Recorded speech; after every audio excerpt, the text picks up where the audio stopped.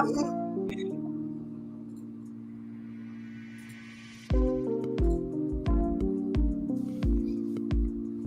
Extra big hugs to you. What you doing? How are you doing? How's your day going? It's good to see you. Thank you for being here. I love it. You're all in black light, except for you are kind of in silhouette. It's kind of trippy.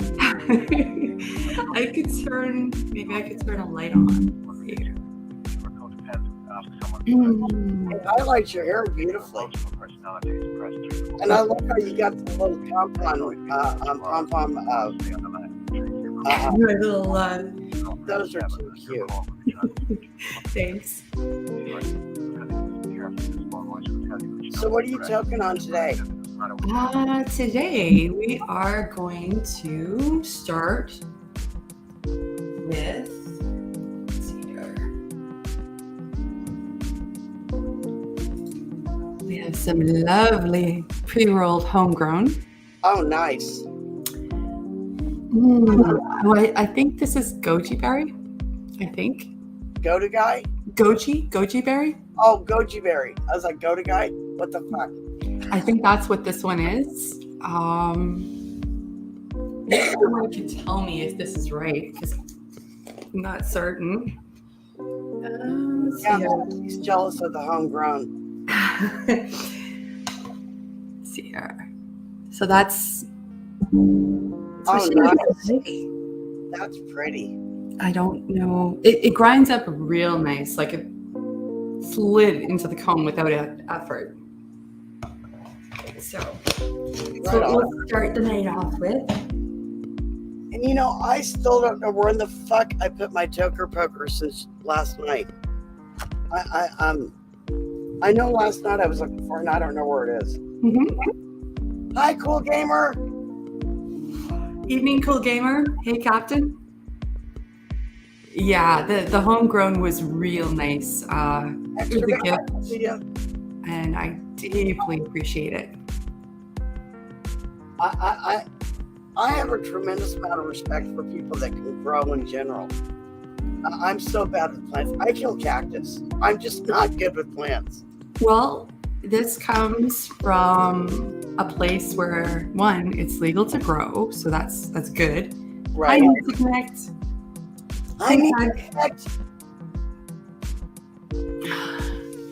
And two, it comes from a place that actually has a grow season. Extra big hugs to you. Hey, Boomy! Hey, it's good to see everyone tonight. Extra big hugs to you. What you doing? How are you doing? How's your day going? It's good to see you. Thank you for being here. Need to connect. Says nice hair. Looks good. Talking about you. Oh, my Misfit Mafia King. Hello. Hey, big hugs.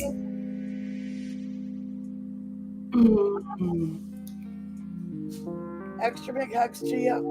What you doing? How are you doing? How's your day going? It's good to see you. Thank you for being here. Hey, Big Movie. Hi, Big Movie fan. Extra big hugs to you. What you doing? How are you doing? How's your day going? It's good to see you. Thank you for being here. Everyone's hair looks good. Oh, okay. Thank you for connect. I commented on her hair when she first popped up on panel. So that's why I figured you were probably talking about her hair. But thank you. I appreciate it. Oh, now now you look like you're part of the Blue Man group. You like it?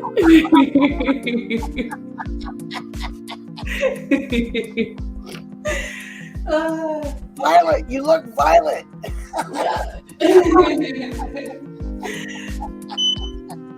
There we go. I got all kinds of trippy lights in this room. I got more back there. I got one that does like sunset and I guess like when you can't do daylight, You do the heck out of nightlight, right? right? So, I'm sorry you're dealing with the poison ivy, Mafia King. That sucks. what? All over his face and arms. How in the fuck did you get it all over your face and I arms? was just thinking that too. Did you like fall into it or what happened? Oh my. That's serious. That's like, yeah. I don't even know anything like, how they have like old remedies or whatever that you can do to relieve the. I don't know anything offhand that works for that. Boomy says, absolutely big movie. Yeah. I feel you. I know they said calamine lotion. Yeah, calamine lotion. No, I've tried it on occasion and I've never had any luck with it. Oh, dude. Oh, wow. Ouch. Oh, dude, that sucks. That sucks. And that, of course, is the last place you expect to fucking run into. Right? Damn. Oh. Well, I hope you get feeling better soon. Yeah, hopefully it just runs its course quick and. Yeah. How long have you been dealing with it? I've never had issues. Well, I've never had an encounter with poison ivy, thank God. But I don't think I've known anyone to have gotten it on their face, which is like why I'm like, oh, ouch. Yeah. I think the one out here is something called, I think it's called like Queen Anne's lace or something. It looks like an oversized dill plant. But it's really dangerous. Like if you brush up against it, the oils will transfer to your skin. Ew. And then if you go into the sun, you'll blister. Oh, ouch. So if you've accidentally brushed up against it, you actually have to stay out of the sun for, I think, 72 hours. Oh, wow. Yeah. Or you risk just blistering. But how would you know until you wouldn't, would you know? It doesn't have any particular, it's colorless. That's a problem. So if you've been in a patch and you've brushed up against it, you could risk. No. Right. So, I mean, you avoid it at all costs. Yeah, that makes sense. I don't get poison ivy. Yeah. Oh, well, cheers. You don't get poison ivy, sumac or so. Oh, nice. Cheers to not getting any sort of Right? blisters or rash.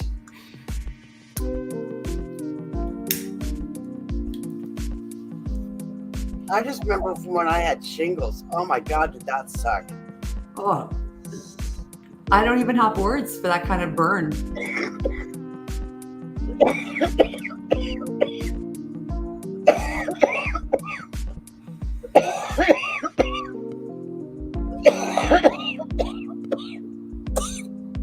Oh, yeah. Mm.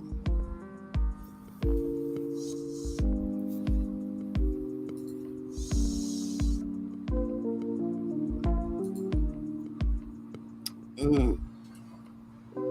Mm.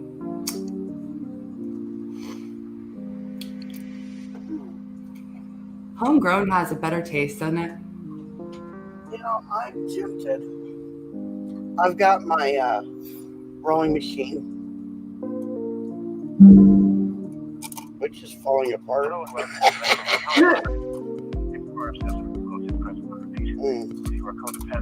Where's my grinder?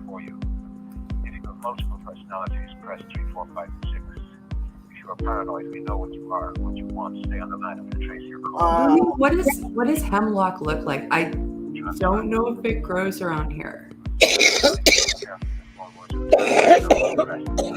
Is it that plant that's like close to the ground and has these like little, almost like Hemlock is a poisonous plant, isn't it?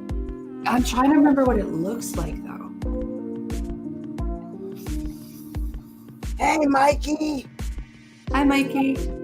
Big hugs.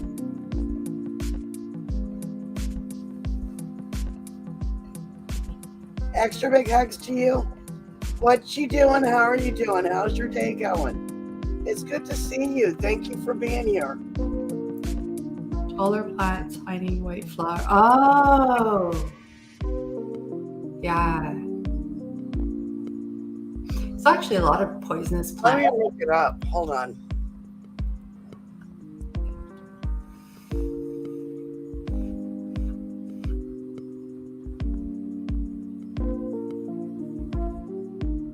Oh, okay. This is what it looks like.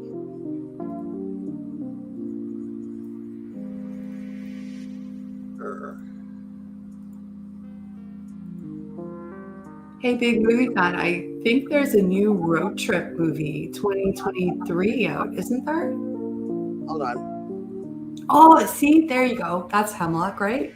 Yeah, hold on. I'm going to get a better picture of it. There we go. That's Hemlock. Pretty little flowers. They are, aren't they? Yeah. They're delicate, like baby's breath. And I'm right. This is not a safe plant. No. Mm. Well, to be fair, the garden's always depends on who's in it, right? Because Right. there's some plants that are like dangerous to cats, but birds, no problem. Dogs, no problem. So some you shouldn't have if you have small kids. Right. I'd even be leery of dogs or animals interacting with it, you know? Oh yeah. You know, it's one of those plants you got to be careful of.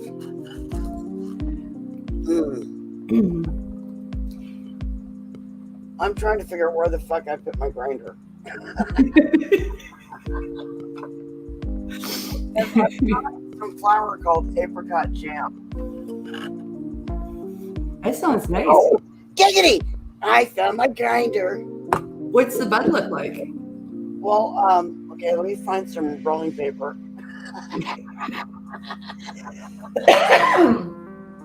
Pardon me. I'm just going through the fucking list of things that I need to make sure I have. Oh, and I think... Oh, that's too big. Oh, I think this will work. Watermelon flavor even. Ooh. Giggity.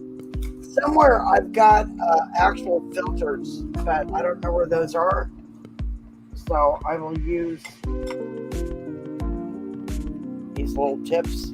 Yeah, I hear you. I got a little spoiled with these combs because you had the filter built in. Yeah, I'll be right back. I'm gonna go grab the flour.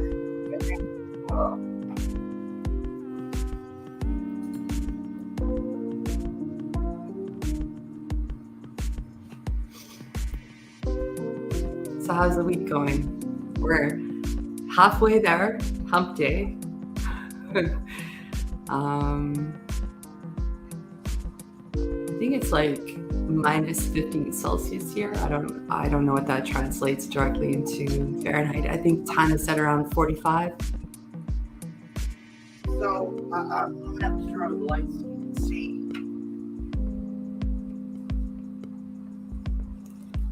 But this is apricot jam. Oh, okay. Let's see. Let's see that bud.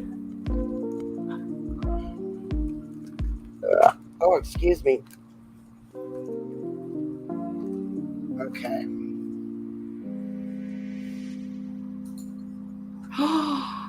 Yes. Oh, that's nice. Mm. Beautiful. Owie! It bit you, didn't it? Yeah, I just stabbed myself. I didn't clean mine out for the last couple of days. So Yeah. I've been doing that too because it's gunky.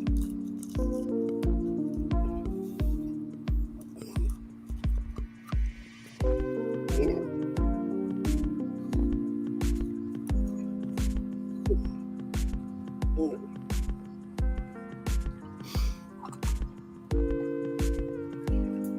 said about half a handful. Oh, right on. I'm glad.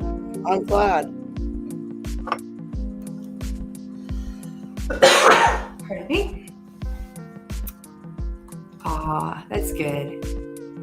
I agree with you, movie fan. Yeah, we were kind of talking about that earlier. It's just sort of a tricky situation. Yeah.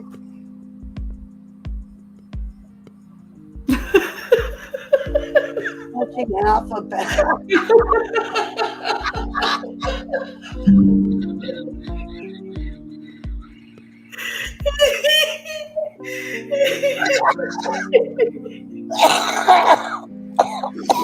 It must have been quite the day. Half a bag. Oh my god. Like, I'm not even going to ask how you got there because I do realize it must have been so good. Like the special gift of cookie that I got recently. Yeah. Oh, you mean those little baby cookies you were eating? Yes. I mean, I'm glad that they were made into like individual cookies and not just like bites or something. Right. Because I would not have stopped when I should have. Right. And I found out from them later that each cookie is 700 milligrams. Oh, wow. So, yeah. Yeah, there is sometimes when a little bit really does go a long way. Oh, yeah. And the way that, like, I still, my project for this, well, either this week or next week, is I'm going to get myself some chocolate molds and I'm going to make medicated chocolate Yes. for when I have my surgery. That way I can just pop a square of chocolate in my mouth, let it melt, and I'm good to go. Oh, for sure. You know, I told you why I started making my own edibles, didn't I? Yeah. After spending $20 on a fucking candy bar, ate the entire fucking thing. And nothing. Well, I told you what happened with my experiment with a bottle of oil, hey? Do what? I was so sure. I was so damn sure that it just was not having the same effect on me as it was everyone else. Right. I ate a good meal, and then I was so frustrated after many months of trying that I just downed the whole bottle. Damn. No, damn was when, like, 4 hours later, still nothing, and I just ended up going on with my day like. Oh, hey, Toxic Boston.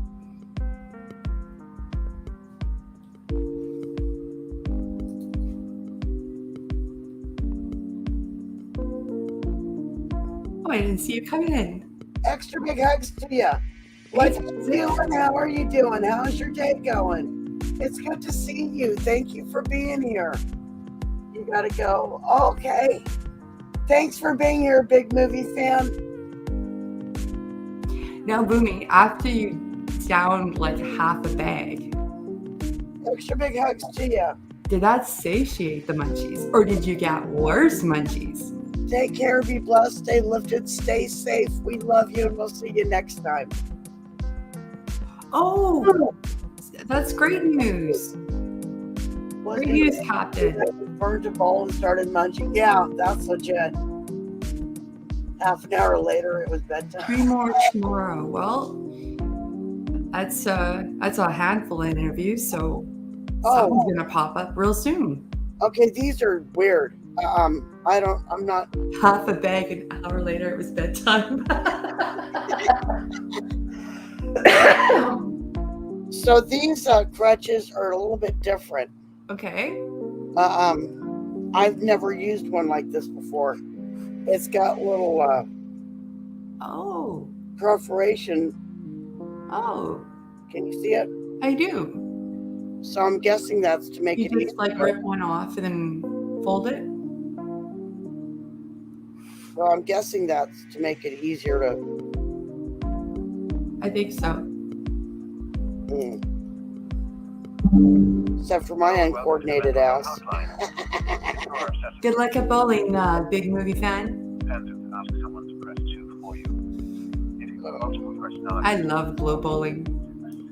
if you are paranoid, we know what you are, what you want. Stay on the It's line. been years since I've been out there. I forgot to tell us about the one interview done. And 3 more to go, so things are looking up. Oh, Captain, I hope you get it. I think it's just a matter of time. One of those is going to be a good offer. Exactly. It's just going to be a matter of time. Okay. But I hope you get some good news before the end of the week. Okay.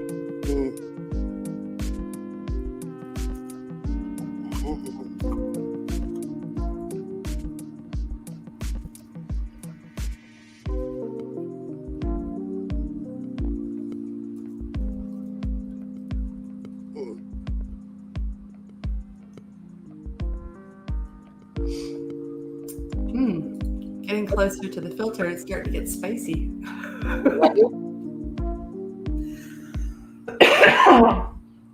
Oh shit! I've got enough in here from that one bed to roll a couple of joints. Nice. If I knew, I have so many different gadgets. I've got a dual joint holder somewhere. Really? Yeah, I got it from Raw. Oh, that's cool.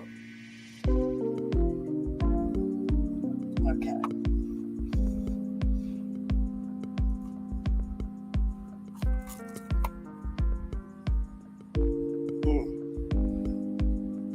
Okay, come on.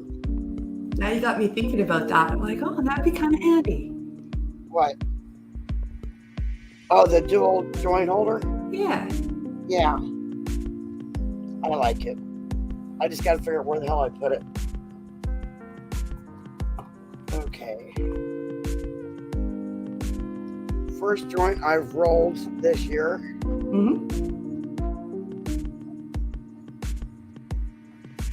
Giggity. Oh, there you go. I get the light. Oh.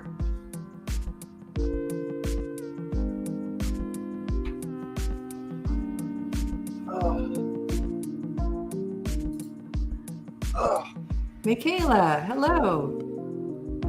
That was like at 5 a.m. The one thing I always need with a joint, if I'm outside, Yeah. an umbrella. Hi, Michaela.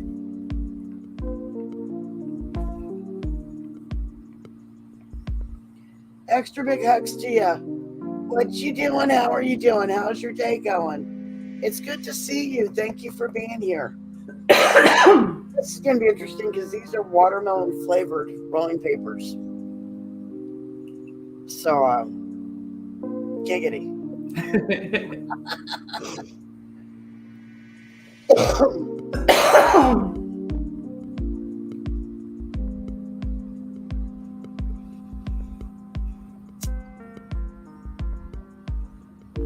I think that's the one advantage that vapes have over old-fashioned joints. You're outside and it's windy, doesn't matter with the vape pen. That is very true. With the vape pen, you're not fighting against the wind to get the fucker lit. If it's windy enough and you got your joint lit, sometimes the wind's freaking at it more than you can inhale. Right? You're like, no. Today, and I don't know where I put it. Today I found where the See, I hate that. I find shit and then I set it down and then I forget where the fuck I put it. But oh, there it is. I found this thing.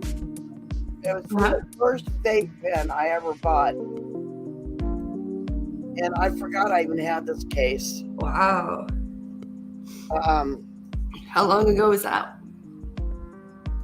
Like 10 years ago. But check it out. See the different mouthpieces that went with it? Yeah, And I don't know where the fuck I put the pen. that's a fancy one.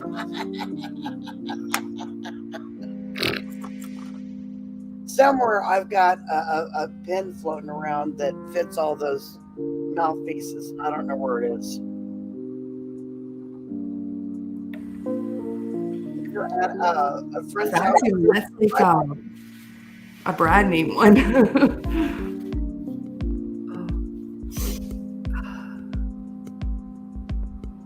Oh, what else we got? We got some mango loco. Oh, is that medicated too? Oh, I wish. No, not this time. Not Just this get some caffeine and probably taurine, I'm guessing.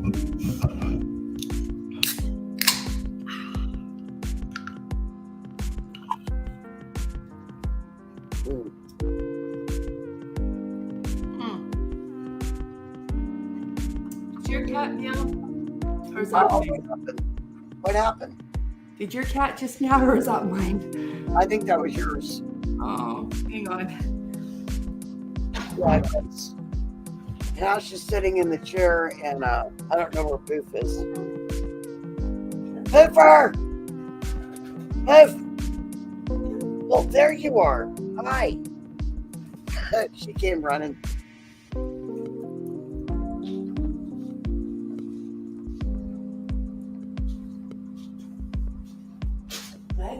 On mobile, and you don't use your glass as often as you should.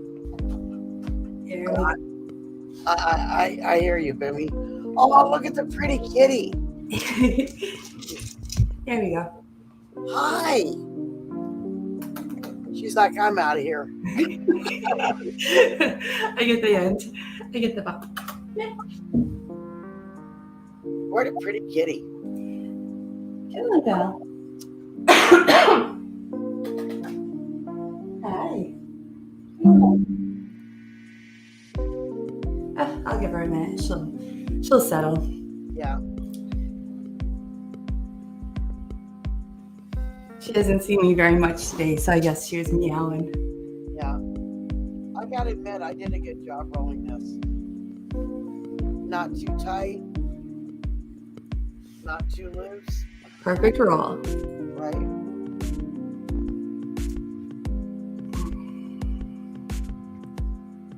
Hey, Max.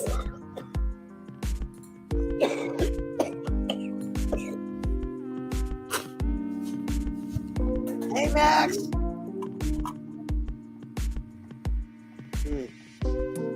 Stay.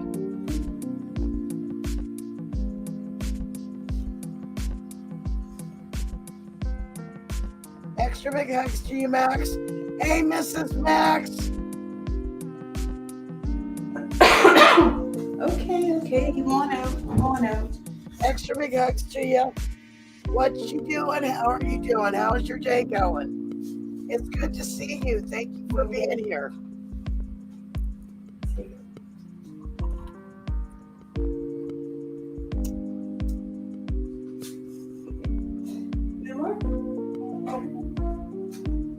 She is such a cutie.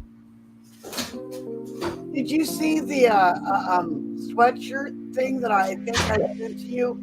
It's yes. where you put the kitty in the pouch. Yeah, I actually had one of those. That out.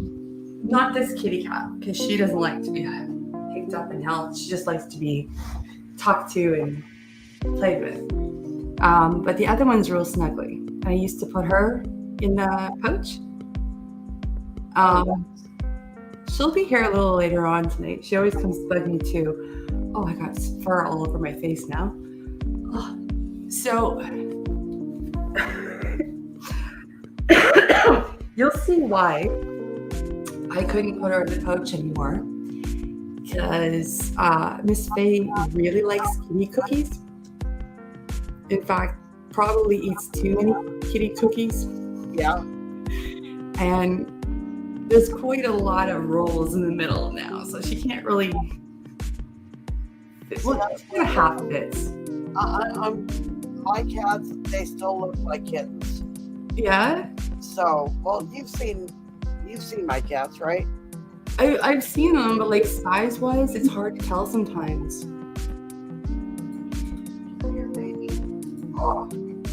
See, like this is gosh. Okay, but how heavy would you say your cat is? She's probably about 6-7 pounds. Yeah. Okay. Right. That's what I'm talking about. Because the one that just left Yeah. is She's closer to 15. she's around 8 or 9. She looks like she's a whole bunch more, but she has a double coat and it's really deceiving. Oh, yeah. And when the other one comes in, she looks like she could be smaller than this one, but she's like 12 pounds. Damn. Yeah. There's a whole lot of cat there. I know that Nala, when she was at her healthiest, Yeah. she at one point was 20 pounds. And you got to consider that both mine are females, so they should be around this 6-7 pound, ideally. Right. And they're no close. And the male I had was, he was over 20 pounds at one point.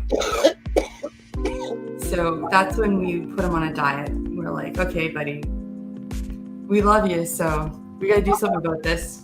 Male cats tend to get whiter. I don't know why. Yeah, he really poofed out. Yeah. And yet, like, it didn't impact his activity level. He was super active, super happy. Yeah. It's just large. I like fat and sassy. Yeah. There's this video I've been following. It's a husky, Mm-hmm. and they've got the talk buttons. Oh. And this husky's always cussing out her parents.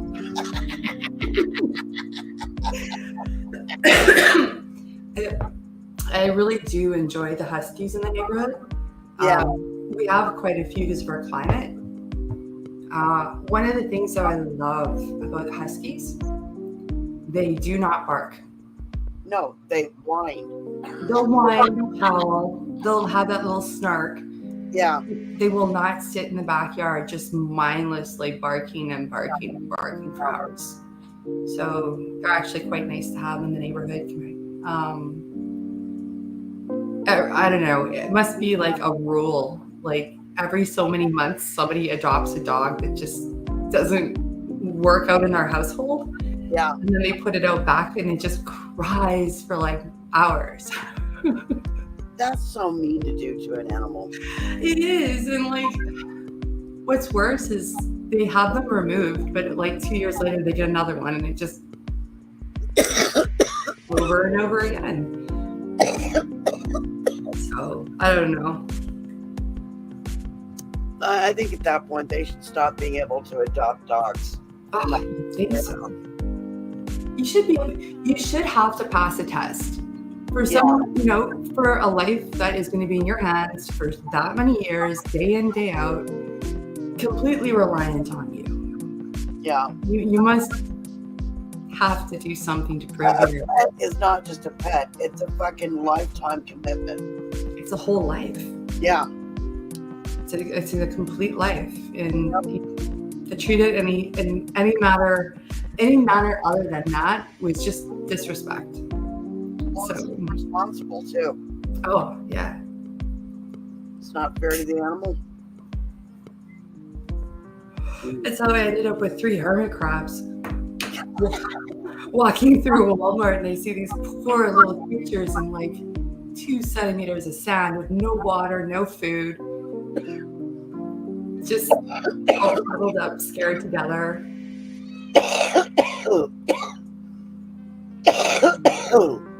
Couldn't take it. I was like, okay, you guys are coming home. First cat I ever adopted, we were at a shelter, and she was to be euthanized the following day, and she was just a kitten. And I went, nope, I'm adopted. And she had a brother with her, and the guy that I was dating at the time was like, you can only adopt one. And I'm like, unless we find somebody to adopt the brother, we're taking them both. And we found somebody to adopt the brother. But Yeah, I named her Oreo. She was a tuxedo cat. Yeah. And she was fucking awesome. She was fucking I noticed that. I mean, I understand it's a good thing, but at the pet adoptions, if you're there to adopt more than one cat, yeah, they get real apprehensive and start asking a lot of questions, which is good. But it's a lot more trouble trying to do the paperwork for two than like if you were there just to get one and come back 2 months later for another one. I think the fact that I was trying to save two cats from being euthanized pretty much nullified that process, because I was like, you're not killing these two. Yeah. Well, I was glad that in the end I got to walk away with the two of them, because they had paired them up weeks earlier when they were smaller. Yeah. So they were already bonded. Yeah. You can't separate a bonded. Yeah, I was like, I'm not going to take just one because leave the other one behind terrible. Like, you know, they're meant to be together. Yeah. So when I got to bring them both, I was pretty happy about that. Right on. But I found out they deliberately take litters and then pair them up so that they're paired with a non-genetic brother or sister. Oh, there you go. They say that they get along better when they get older. Well, I think it's better because they have a lifelong playmate as well. Yeah. You know, because I think a lot of times when you've got a single pet, they get lonely. You know. Yeah. I mean, the two of them play in ways that I can't play with them, right? Yeah. They run and jump on things and into places that I don't fit. So yeah, it's better to have each other chasing them. Well, and not only that, though, with cats, a lot of their play is kind of what helps them to learn how to hunt and all that too. It's an energy that they need to get out, I think. Yeah. Yeah. Before I got the girls, I used to take the male I had, because he was all alone. And previous to that, he had two cat friends, but they passed. Right. And just by himself, he was kind of, I don't want to say like losing it, but he was starting to get into a funk, you know? So I started taking him around the neighborhood in a stroller so he could see all the neighborhood cats and dogs. And like doing that once every 2 days, just bringing him to see all the other animals. That was enough. That was enough for him to be like, okay, I'm good.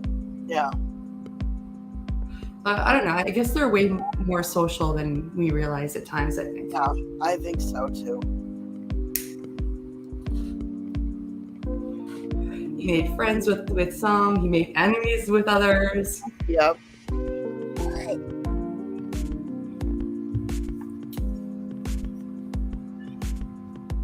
Now how she's sitting there looking up at me, bitching at me. Wow.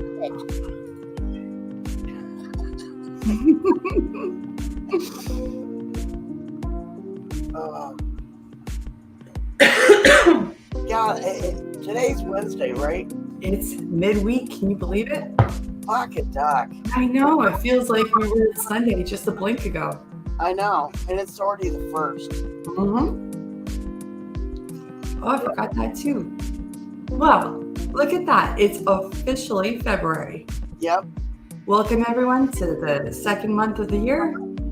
Yeah. Can you believe we're in 2 months already? Like we're into the month number 2. It feels like we just wished everyone a happy new year. I know, right? All right, Michaela, go enjoy your dinner.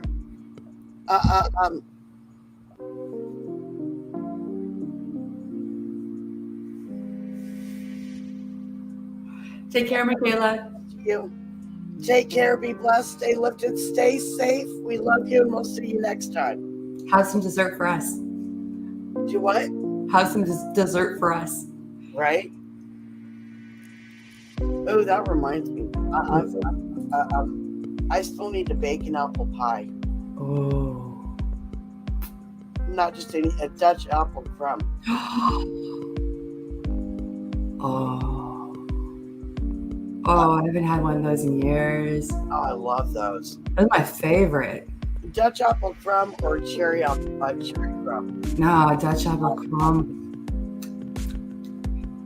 Oh, yes.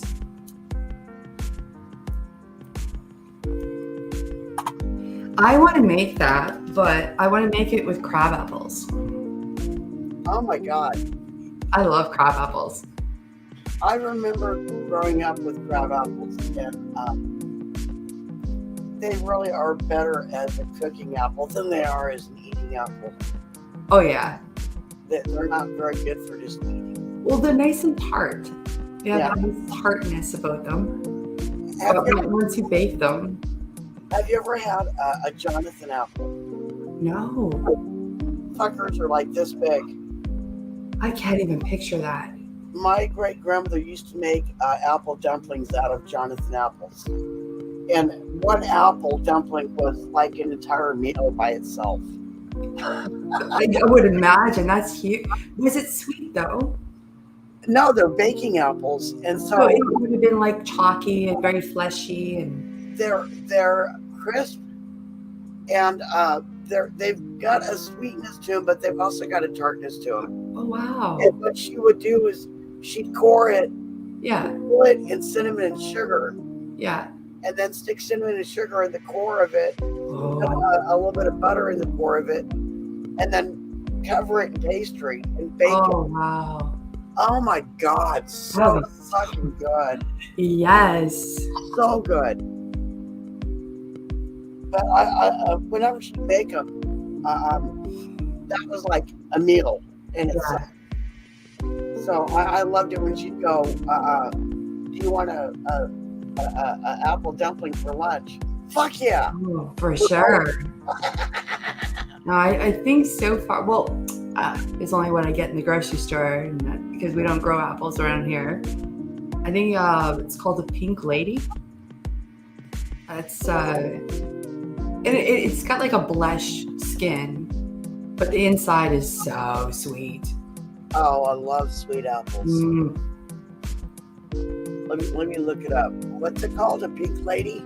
lady, I think. We don't get them very often, but when they do, Oh wow. and it's Okay, I've seen these and I didn't know that's what they were called. yeah, I love those. Oh, and the inside's pink too. Yeah, it's got like a blush, like Oh, a blush wow. color to it. I gotta show you guys this. They're so sweet. Oh my God, that looks delish. I didn't realize it had a pink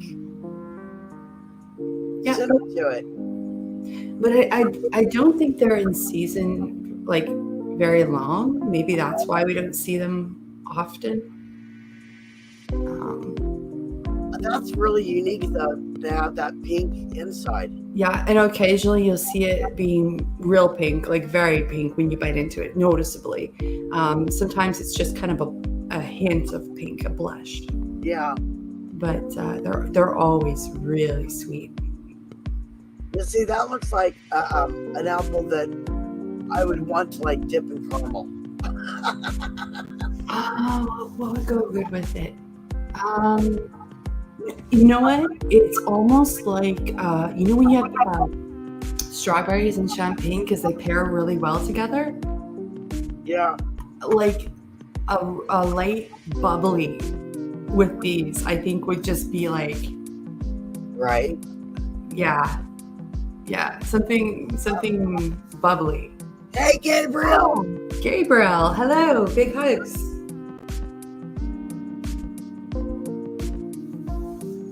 How are you tonight? Extra big hugs to you. What you doing? How are you doing? How's your day going? It's good to see you. Thank you for being here and thank you for the hug. Oh, well, have fun on your date, Captain. Good luck. Right on. Definitely have fun on your date. We'll talk to you again soon. Mental health hotline. If you are obsessive compulsive, press 1 repeatedly. If you are codependent, ask someone. Extra big hugs to you. Take care. Be blessed. Stay safe. We love you. Hope you have an amazing evening, and we'll see you next time. Well, let's see here.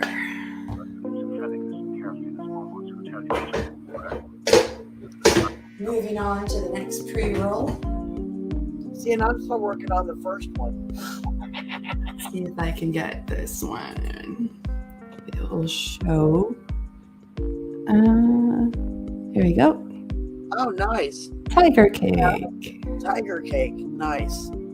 And these are little guys. And how many comes in that package? I got 10, and they're just little guys. Like a half gram. Yeah. Nice. Which is perfect because I got them on my way home after an appointment because I wanted to gain. Right.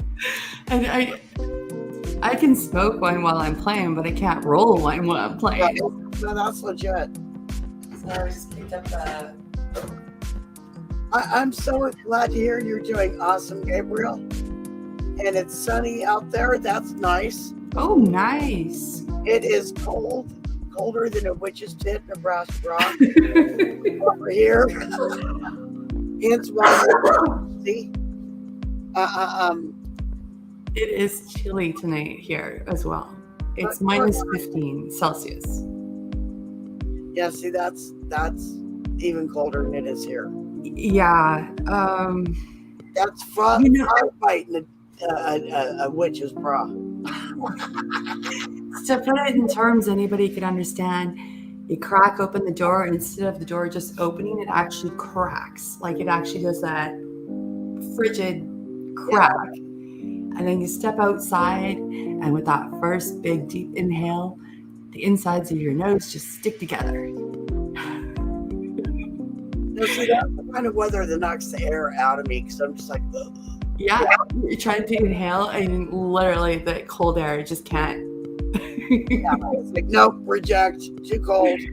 Yeah, so, and it's wild because it's not windy out at all. It's not snowing, not even drizzle. It's perfectly still outside, but it's just so cold. It's sunny, but gonna be 28 tonight. Oh, dude, do you have any snow? Because when I hear 28, I'm expecting snow. Shit.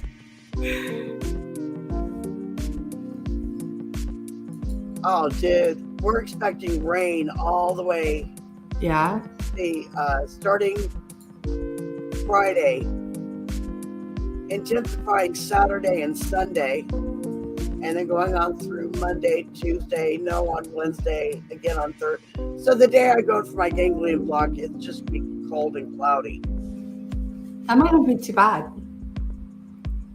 Well, I'd rather not have to deal with fucking bullshit when I go in for my ganglion block. Right? No snow here in California. Oh, okay. Fair enough. Well, I wouldn't say never, because... Yeah, because I've heard of it snowing in California not very often. You get some freak weather nowadays. Right?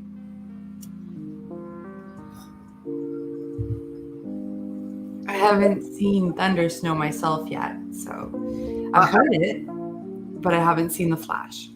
I had a memory come across my timeline of when we had the earthquake here in Seattle. And it was my first year here in Seattle, and I remember when that earthquake hit. I was still in bed, sound asleep, and I woke up swinging. Oh, I bet. Must have felt like someone was shaking you. For real, I thought it was my boyfriend at the time fucking with me, so I woke up swinging. And a few minutes to realize, okay, I'm punching. It's here, you know. And then I saw the fucking ceiling crack right where the window was, and I went, "Oh, fuck! Is this an earthquake?" Oh man, I've never been in one that strong ever. It wasn't that. The whole thing lasted less than a minute. Yeah. But the rude fucking awakening of waking up to one and slowly coming to the realization, oh shit. I've been in one longer because when it went past the 2-minute mark, I was like, oh, what the hell? Like, what's going on? And I actually walked to my side door and opened it a crack to look out to see if anyone else noticed. Yeah. And everyone else was actually standing at their doors looking at each other too. And we were all saying to each other, like, can you believe it's still going? But it was never like, it was never hard enough to actually damage anything much. It rattled like glasses in the cabinet, but I just remember the shock of it, and it took me a few minutes to fucking have it fully registered. I was just in an earthquake. I've never been in one before, so it was like, what the fuck? Yeah, that was trippy as fuck. Well, I know ours don't stem. Like the epicenter is out in the middle of the St. Lawrence, out in the water. Like it's miles from us. But they're loud. I know that much because one time we were in the basement and watching a movie, and we actually thought the sound we were hearing was just like the surround sound. Oh, dude. Because we were watching like an action movie, and all of a sudden we realized we're like, that doesn't fit with the movie. And I can't remember if there was a bunch of us on the couch.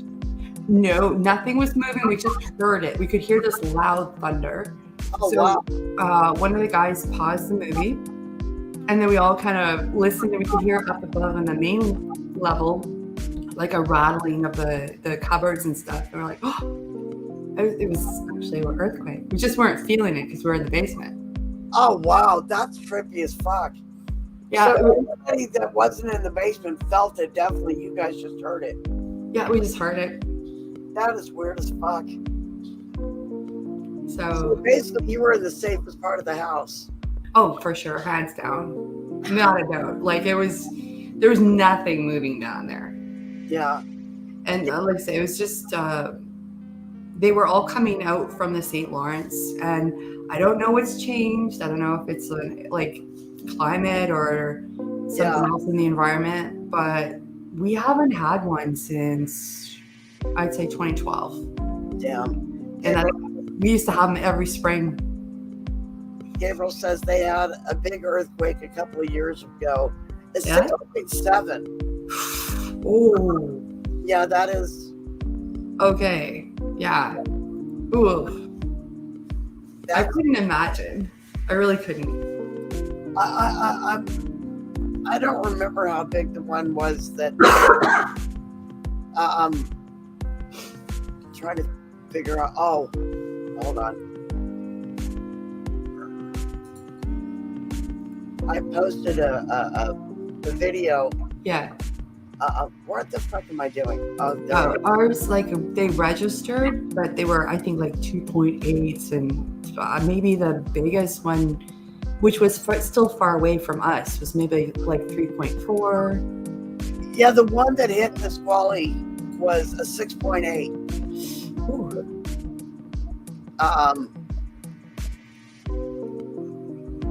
It's my like stupid worry that just because we haven't had one for so many years, that when we finally do, that's my concern, is that it'll be a good size one. Thank you, Gabriel. Oh, that's so cool. Thank you. Extra big hugs to you. Thank you so much for doing that. I appreciate it. Let's do another joke. Absolutely. Cheers, everyone. Cheers.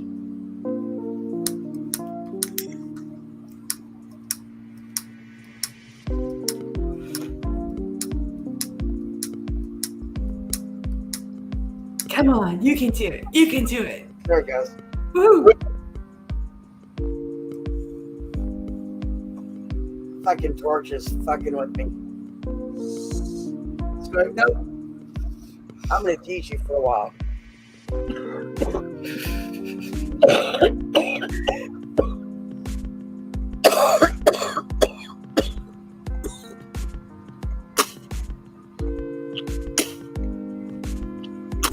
picked up this tiger cake because it's 29%. I gotta say, it's pretty smooth. Nice.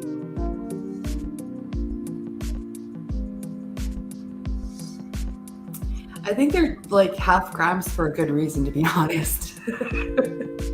Well, here's the thing, though.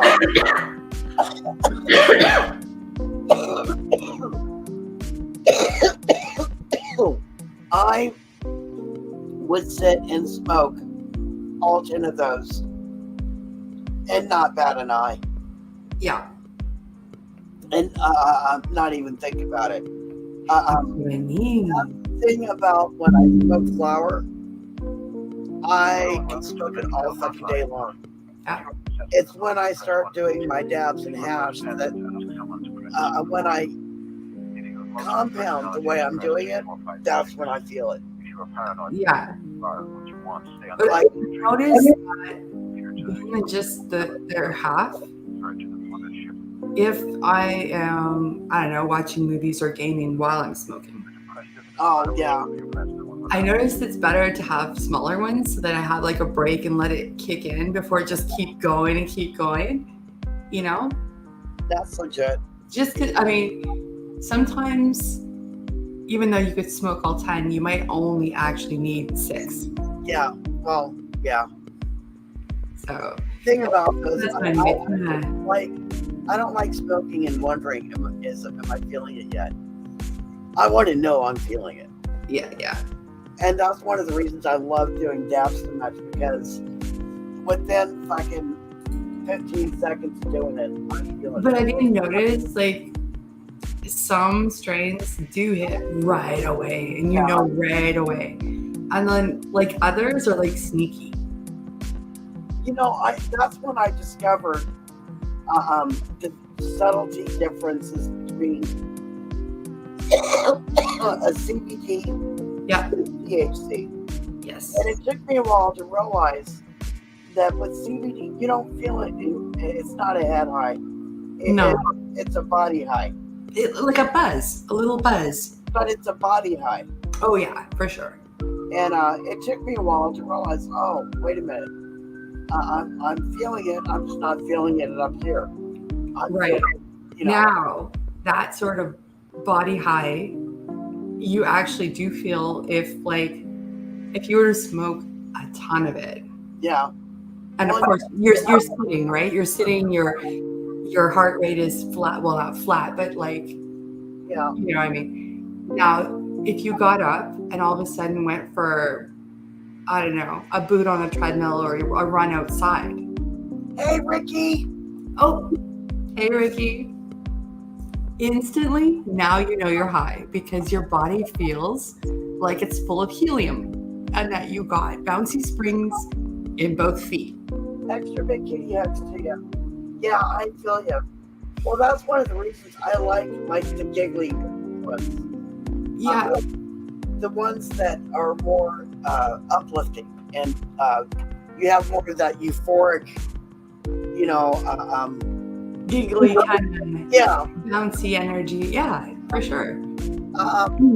When I smoke something that has that effect, I have more energy. Yeah. I'm feeling better physically, mentally, and emotionally, and I'm much more likely to just actually go do something.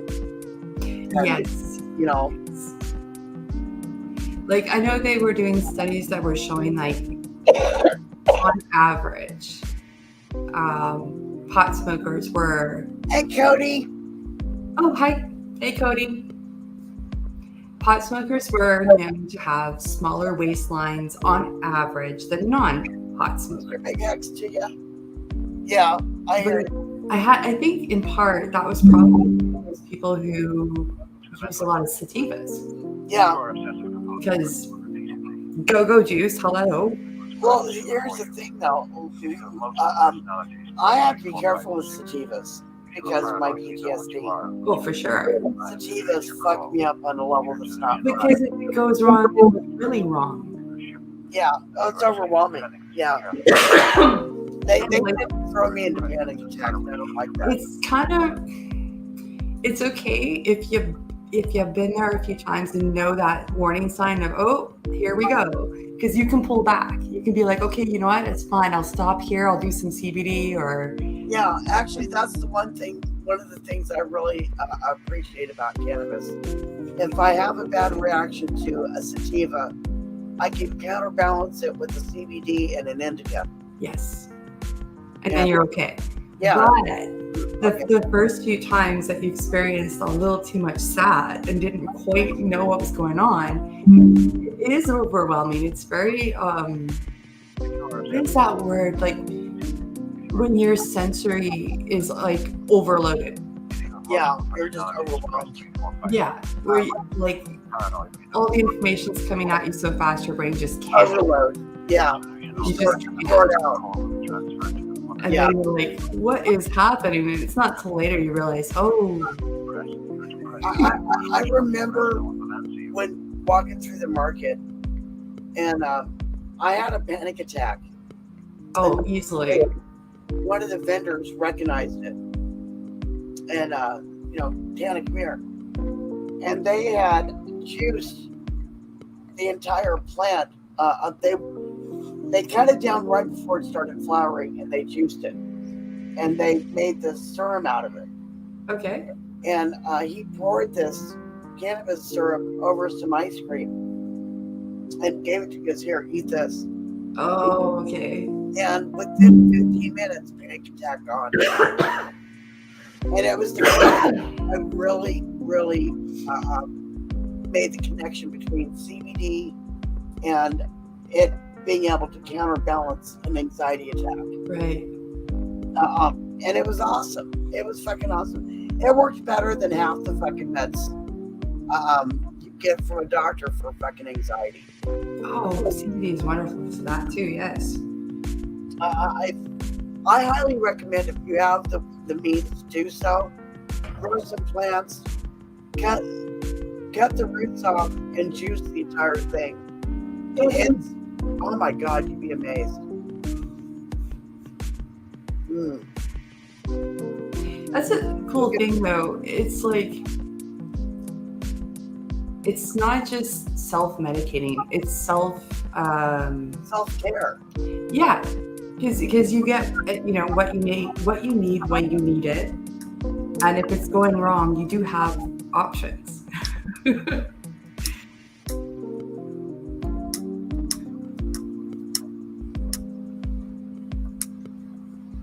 I've never had oil or edibles go wrong on me, but I have heard some people's experiences are or have been quite intense. Oh, you mean with like dabs? No, I mean like eating too many edibles at once. Like for example, you and I don't have the problem of eating too much because we just can't eat too much. Like we get sleepy, but we don't puke. We don't, we're For yourself. for myself. Yeah. I don't like the same amount in somebody else and they're, I seriously, the one time that I slapped myself good, I put way too much can of butter into baked potato. I would have loved that. I ate half the baked potato before it really started kicking my ass. Yeah. And then I went up to my neighbor's house to play dice, and it really started kicking my ass. It does work on me, but I need the too much amount for it to work. Yeah, well, And that's okay. It's just that if you think about it, it becomes pretty expensive. well, see, that's why I make my own. Because Right. if I I use RSO, so if I buy up 30, 40, 50 grams of RSO Yeah. and make my butter with it, then I can get away with medicating a chocolate bar and only eating 1/4 of it. Right. I'm That's good. what I mean. Like, I want that as like a normal amount to work like it does on other people. It has to be too much. But and it's like I say, it's okay. It just means that instead of having it often, like some people do, I can only afford to have it like once in a while as a treat. It's a treat. Well, see that's why I'm usually only able to make my butter once or twice a year. Yeah, You know. because otherwise, like, it's not strong enough. Well, yeah, I've got to save up X amount to get it to the level I need it at. Yeah. Well, hopefully in the future, I find a place where it's legal to grow and lots of space to do so. So that'll be my goal, is to. I want to learn how to make RSO, Okay. or FICO as they call it. I know that the process, you're basically making a demi glaze out of it, Right. and I'm just not sure about the entire process. I know that like it starts off, you have like say a pound of weed, and you ferment it in Everclear for X amount of time, and then you let it. Right. I've never tried any of that. I know people who have, and out of the people I know who have tried it, I know there's about 2 I would definitely trust to do that. One of them gifted me those cookies. Oh, there we go. Yeah. Also, one of the fabulous things they also make, let me show you. Okay, so this year I got cookies, but last year I got this jar. Hello, welcome to the mental health. There's this beautiful creamy salve. Press 1 for patients, please. If you are notified. I'm not even at the halfway point. This takes so very little. So this is medicated, If you are paranoid, and what you want, stay on the line and we'll trace your call. it spreads like, I would say like hemp and coconut oil. If you are schizophrenic, your voice will tell you which number to press. It's beautiful hemp smell to it. So it's a homemade salve, and it's perfect for like. There was a lady at the market that made that, and it was the same color as that. And oh my God, yeah, It's just. it worked beautiful. And I love that it's medicated, but it has this beautiful fragrance to it. So when you leave the house, you don't stink. You smell like earthy good, kind of patchouli. Well, I'm not big fan of patchouli, but yeah.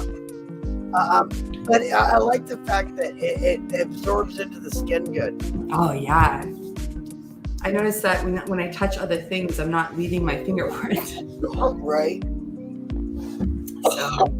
So, some people are so gifted when it comes to turning that into like outstanding products. Yeah, I've got a friend. She makes medicated tattoo lotion. You know, it's just a fire. I know it's maybe more complicated legally speaking, but okay. You know how there's like big brew companies that brew things like Coors and I don't know the other name. I'm not a big beer drinker in that, but like there's these big breweries that pump out brand name beers, right? And then alongside that, also selling beer is like these smaller microbreweries that are like family owned and organic, or all these kind of Hey, Charlie. little artisan Come on. companies. Now, like, what if they were the same when it came to cannabis? Like, we have these big dispensaries that do weed, I think, and well, there is brand names when it comes to weed. There's brands. Snoop Dogg, there's a brand.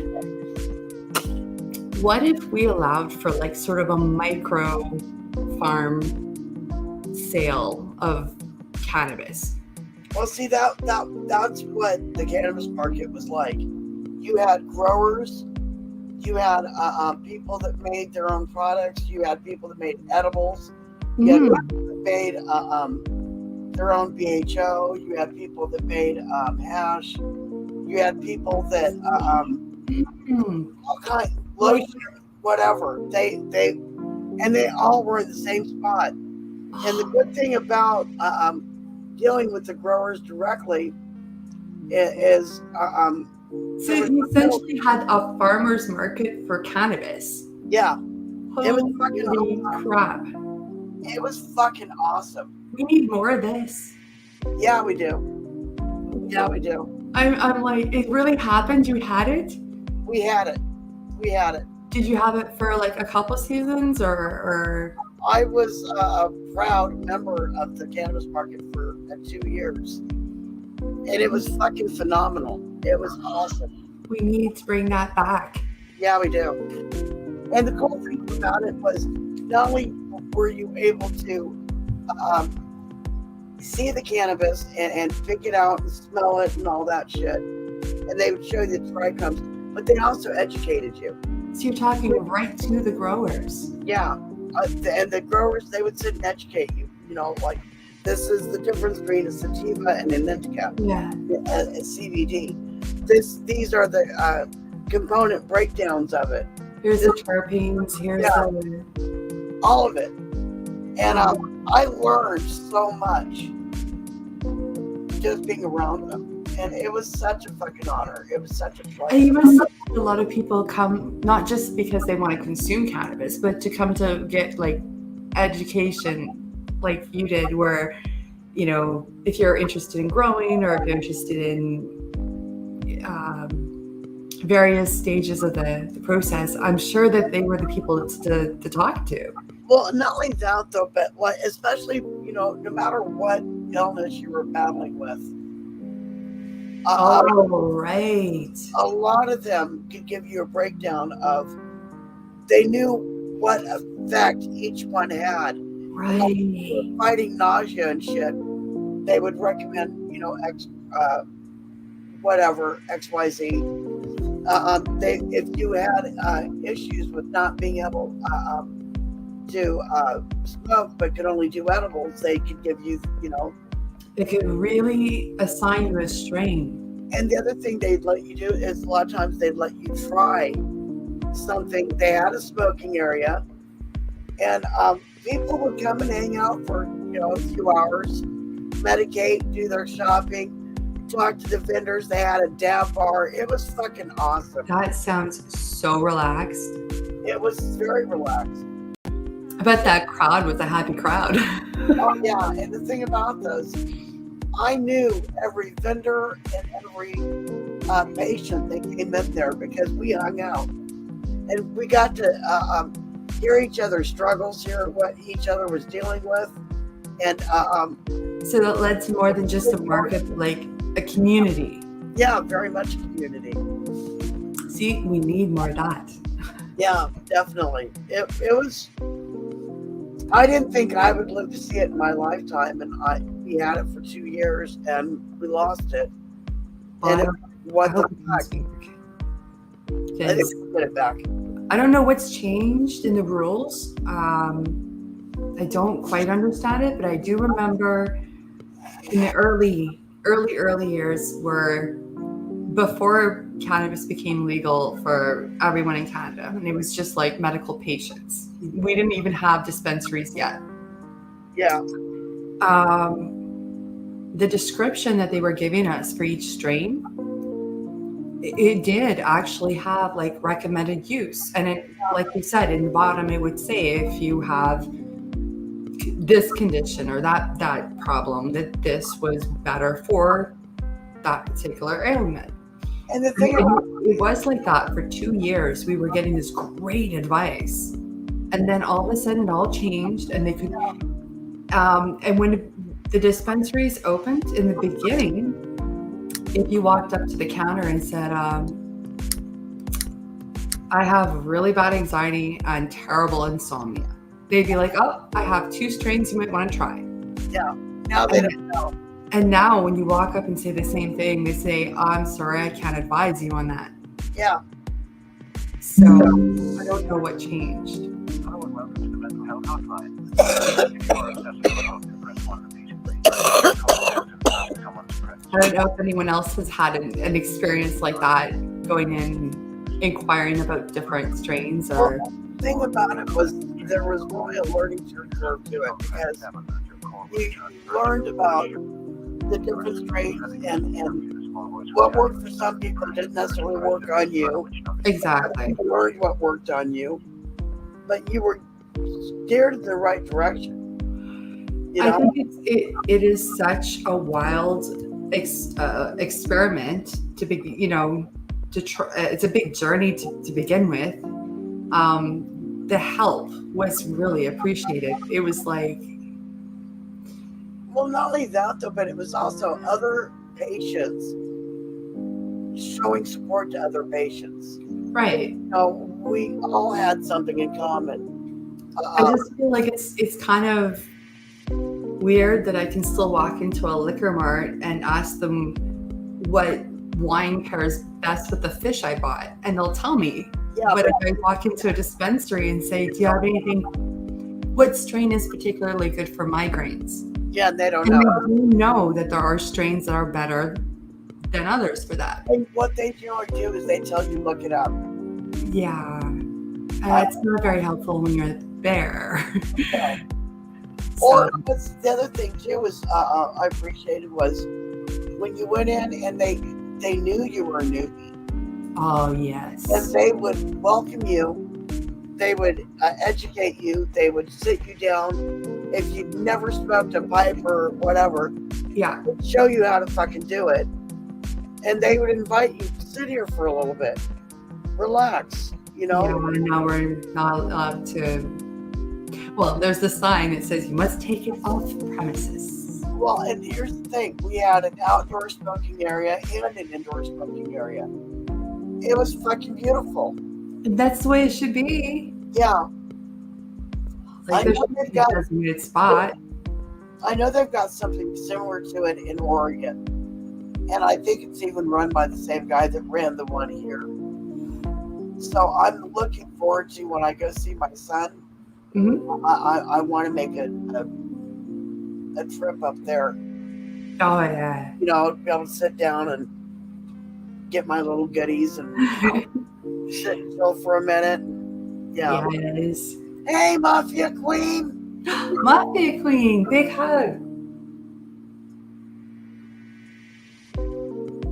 So glad you're here to join us tonight. Extra big hugs to you. What you doing? How are you doing? How's your day going? Yeah, tell us what's new. Thank you for being here. This has got to be the first time in a while that Mafia's here and Mike's not been talking about her washing her balls. We started.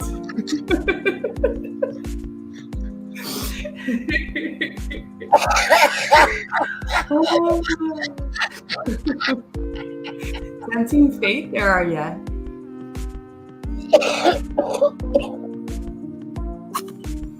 What you eating for dinner? Yeah.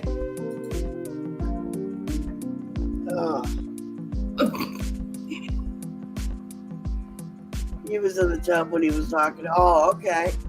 So, That, generally speaking, that is always Mike's answer.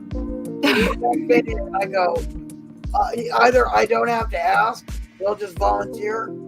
Oh, she's in washing her balls.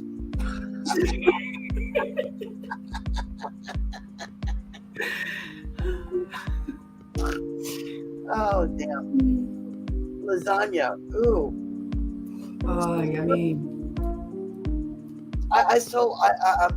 When I went over to the first time I went over to Bagel and Troy's house, I lived with life, and Troy had asked me if I knew how to make lasagna, and I went, yeah.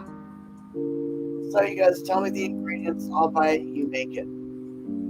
And oh my god, yeah. Gabriel's having frozen pizza.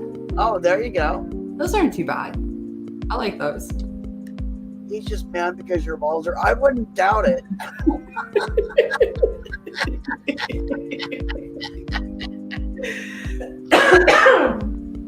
Well, there you have it. I've been telling people for a long time now. You know, when I was younger, I got kicked really hard once, and my balls shifted. That's why I got cleavage now. Yeah, I had a front push kick. I had a front push kick once there, and I'll tell you after that, not a single class or event or challenge did I ever forget to put on my jocks, well, chain strap. Right, there you But go. I just took that once. I was like, I'm in a rush, get onto the mats. Oh no. Nah, I was, it was me and a frozen pack of peas for the rest of the afternoon.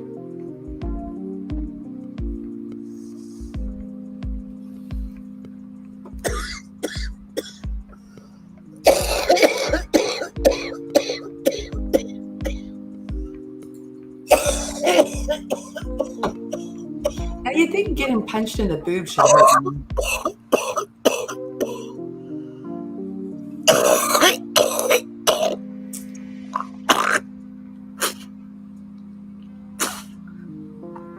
Ugh. All I know is somebody punches me in the boob, they better run.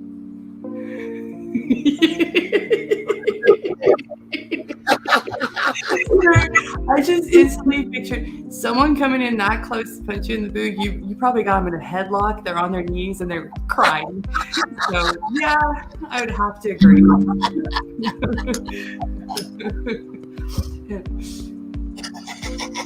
I'd probably stop you before they passed out, but not before they peed themselves. So don't worry. I'm so glad you got an instant visual. When I heard you start laughing, I was like, oh shit, she got a visual. Well, yeah, I can picture that.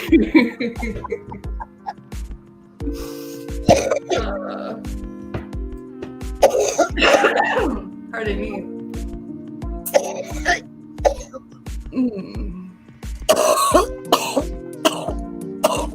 Well, I cleared up my sinuses. Let's see here. Got some more of my little cones. Oh, there you go. Somewhere in here. There we go. There we go. So yeah, a little spoiled because I got the filters on already on the ends, Yeah. all ready to go. Makes it a little bit easier. Also, Thank you, Mafia Queen. I'm glad you like the new camera angle. I'm gonna be switching my entire desk soon. I'm gonna have a different view again. soon. So I also cheat. I got kind of like the speed loader.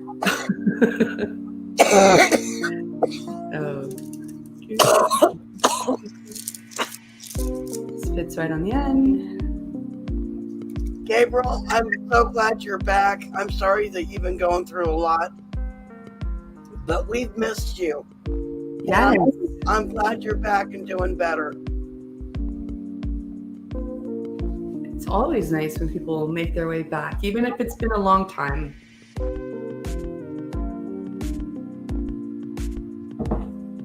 Extra big hugs to you, Gabriel. Okay, let's see what else we got here. We love you. And we're here for you. I think I bought Chem cookies.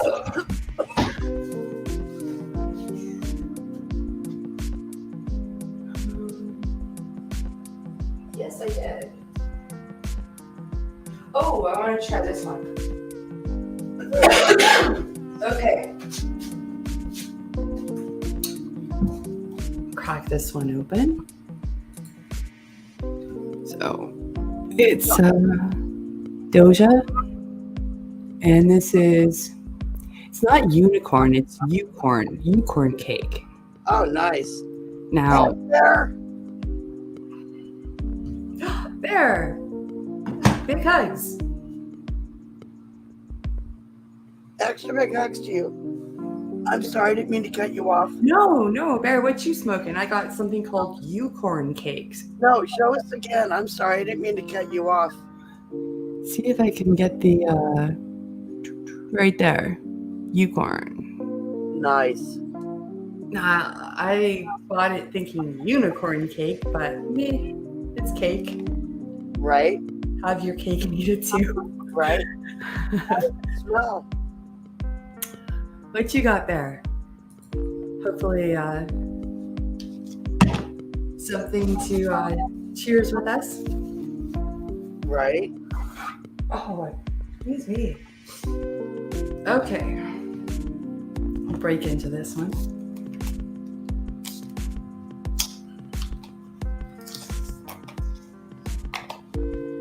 Are you leaving already? Yeah, Oh, all right. I think Bear's taking off. Well, it was nice of you to come.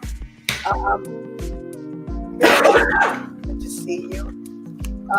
Thank you so much for being here. It's always so good to see you. Oh.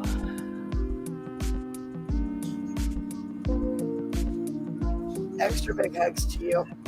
Take care, be blessed, stay lifted, stay safe. We love you, and we'll see you next time. I could tell by the look on your face, you were like, I want to live in this jar. Oh, it's so like spicy citrus. I've never quite smelled it that strong before. Nice. Oh, like candy. Like I just can't even describe it any other way. It smells like candy. Oh, nice. Now they're tight little nugs. We'll get a little guy here, but Oh, that's a nice little nug. yeah. And the smell is it's so strong. I'm eager to grind this one up.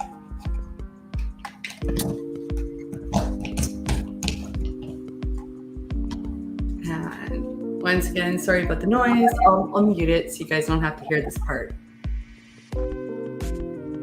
I still think that's a badass looking grinder. Cheers, y'all.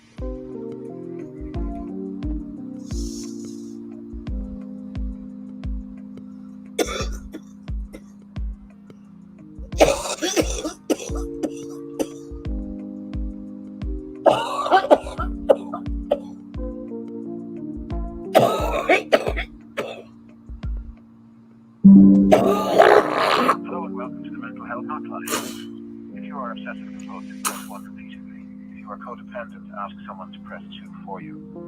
If you have multiple personalities, press 3, 4, 5, and 6. If you are paranoid, we know what you want to stay on the line and trace your call. Yeah, I haven't even tasted this yet. I can smell.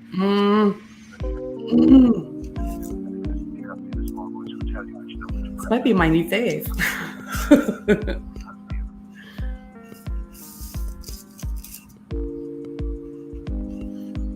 Oh, I have not enjoyed the smell with from a bud this much since I would say chocolate.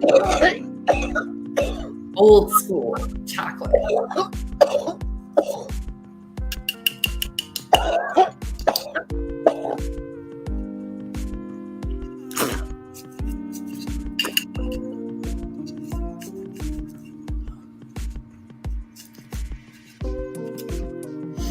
Oh, yes.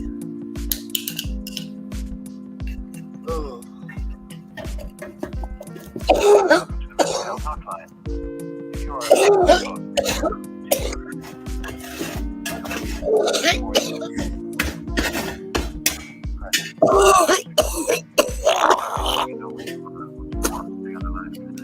Bless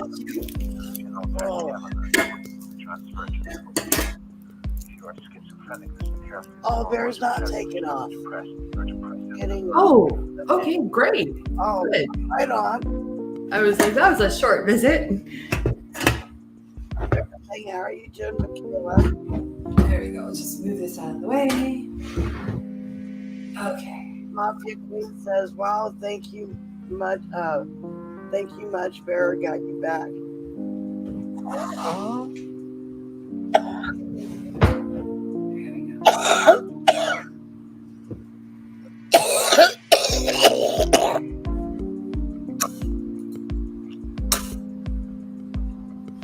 Oh,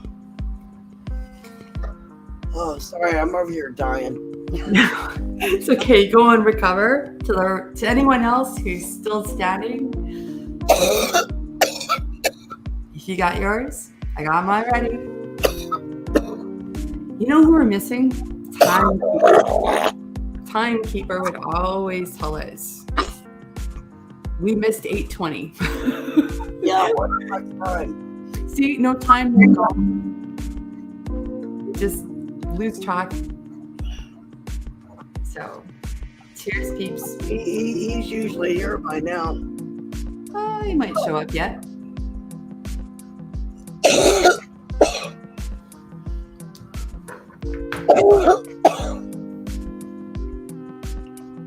Oh.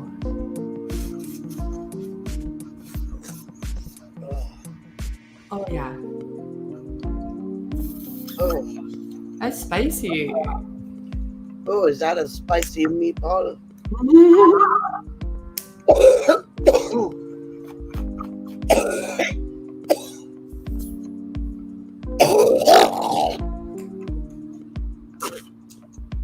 Oh, I like 8:20 for you. It's 5:32 for me.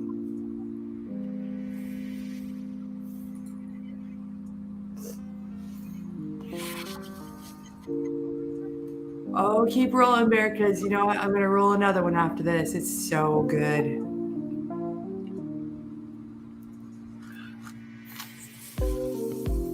You're rolling one up. Right on. This is so...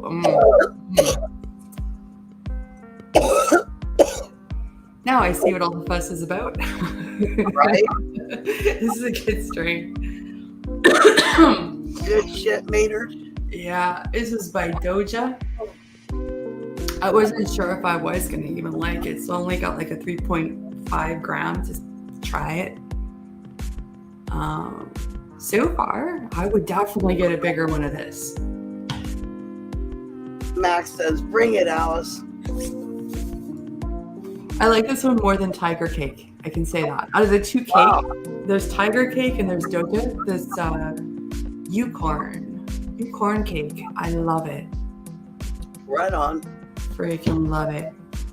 You gotta love it when you find a new favorite. Ah, yes. Oh, it's a slow burn.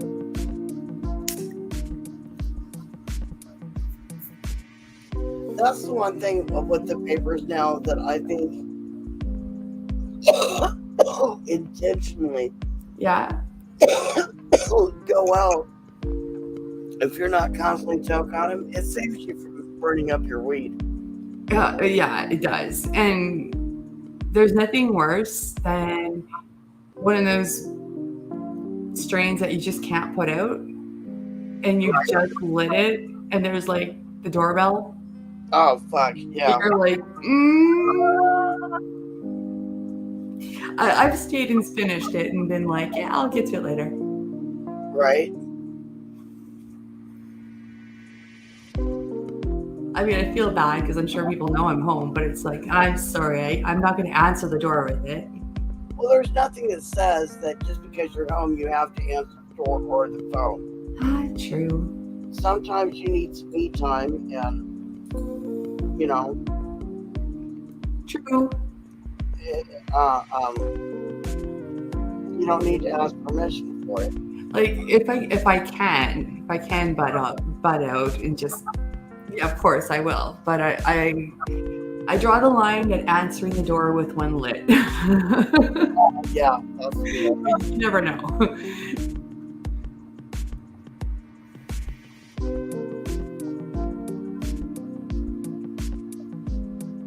I've accidentally dosed my neighbors when I hotboxed and then opened the window to clear the room. I've had to learn, like, wait 40 minutes, then open the window. How did you accidentally hotbox them? Well, I had a good cloud in here, and when I opened the window, it sucked it right out and in a downdraft right into their backyard. Oh, fuck.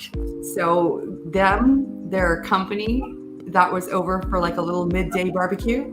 They had a nice little contact. Yeah, they were giggling because, I mean, they were all over 18 and kind of senior crowd. So they were giggling about it, but they let me know that, yeah, my cloud got away on me. Well, I'm glad they at least had a sense of humor about it. I'm glad they let me know so that I didn't keep doing it. Yeah. Well, shit, if they hadn't have told you, that's an indication they were hoping you'd do it again. No kidding. They're like, shh, don't tell her. We'll go barbecue more often. Well, thankfully at that dose, they just kind of got giggly, but yeah. Since then, I have an air purifier and sort of like a system to not let it out that bad, but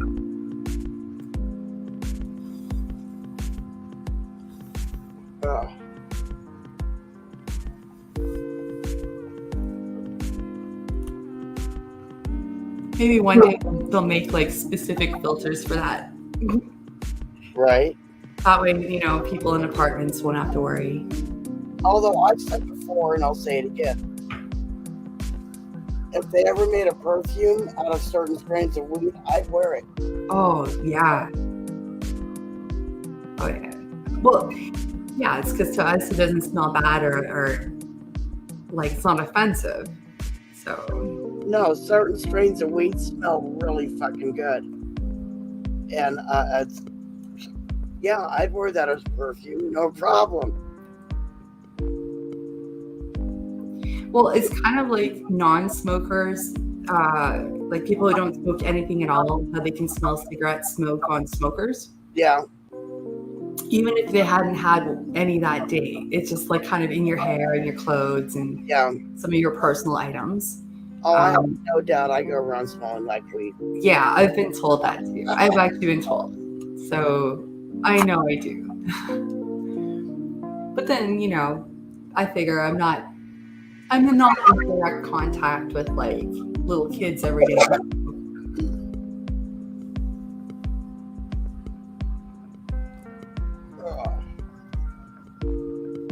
There it is. I feel differently if I had to like face the public every day. Oh, I've already told my mom. I have a chance to go see her. I'm making her some medicated cookies. Oh, yum yum. Or brownies. She's got her choice. I need to go grab tissue. I'll be right back.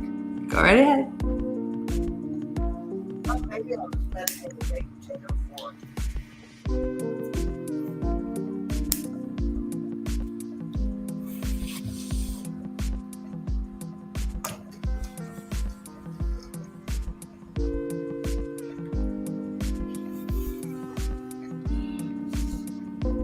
I would love to be able to sit and stand with my mom.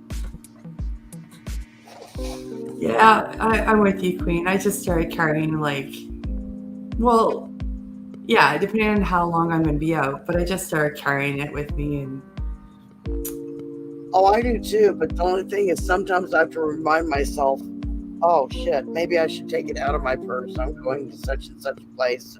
no, see, that's also why I started carrying the umbrella, because I would go out and not everybody in the crowd used, and so that I could still medicate but not like offend them, I would just move off a few meters and open my umbrella and smoke under it, and then like rejoined the group after I was done. So I was like carrying this umbrella around everywhere I went because literally no designated smoking area for that kind of thing. I just remember, I think it was when I went to go get my ID, and they check your bags, and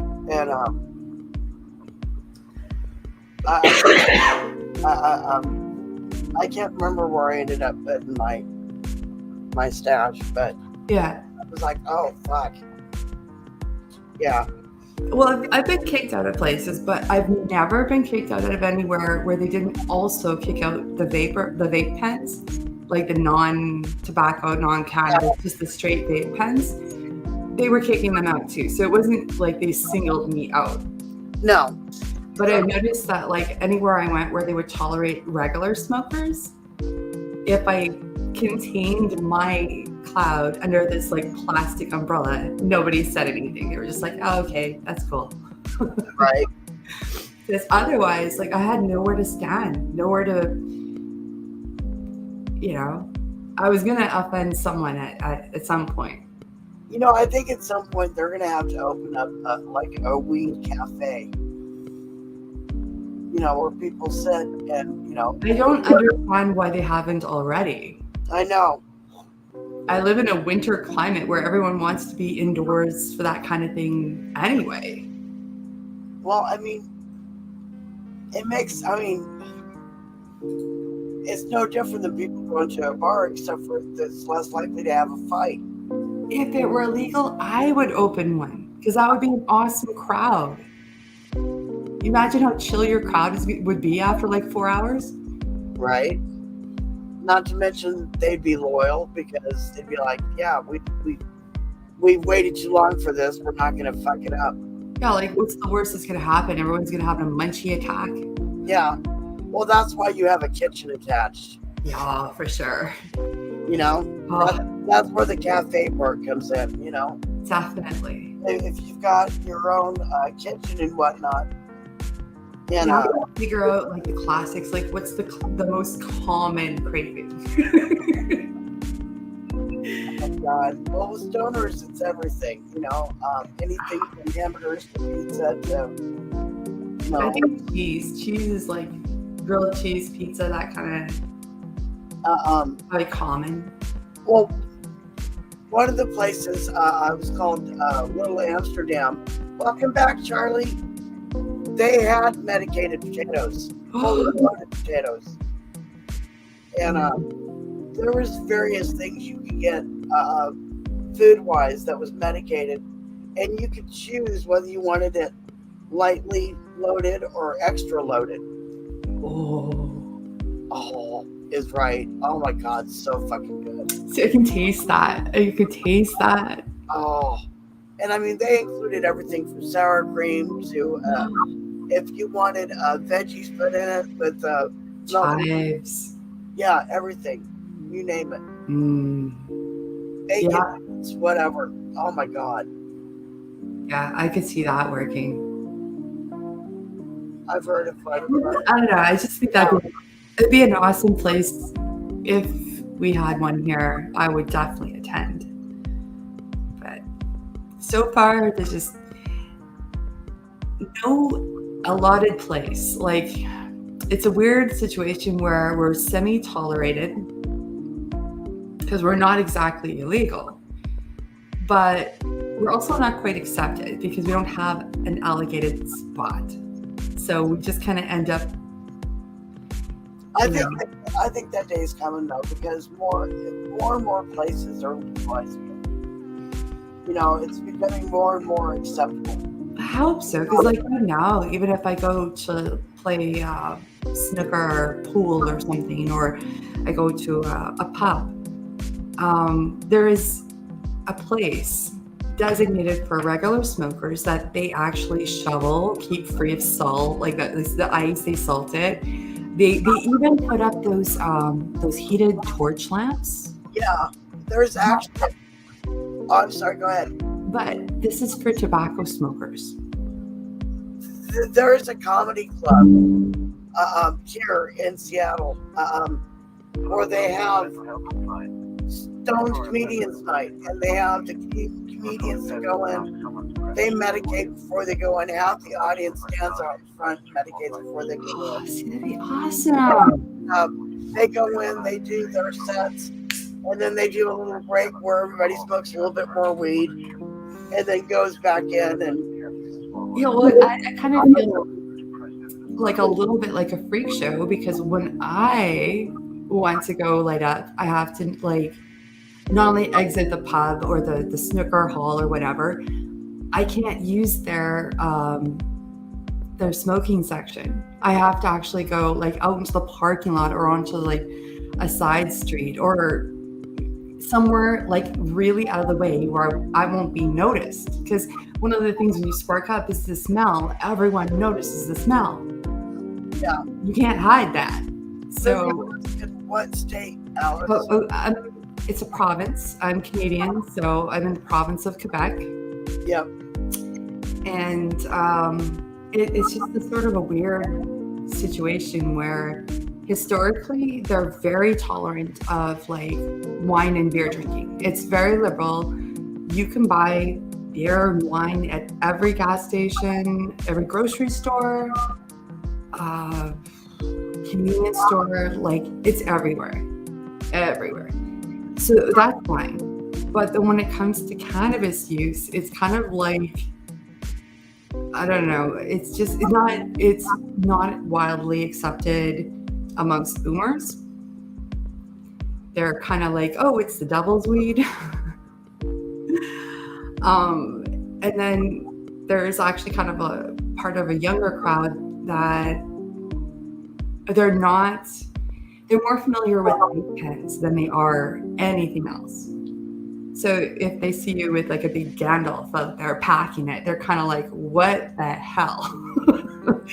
So you're not really, there's no like demographic that's going to be like, yeah, sure, go ahead, use right there, we're fine with it. You're always kind of given the side eye, you know? So. Cheers, Charlie. Yeah, it's a different place. I mean, culture-wise.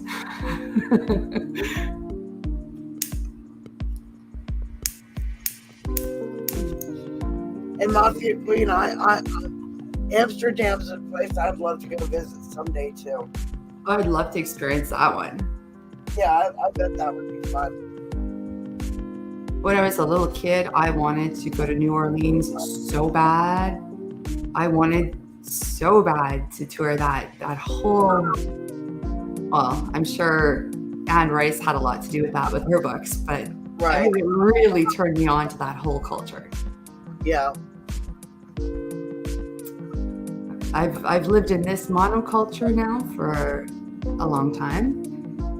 Before that, I lived in an extreme multiculture.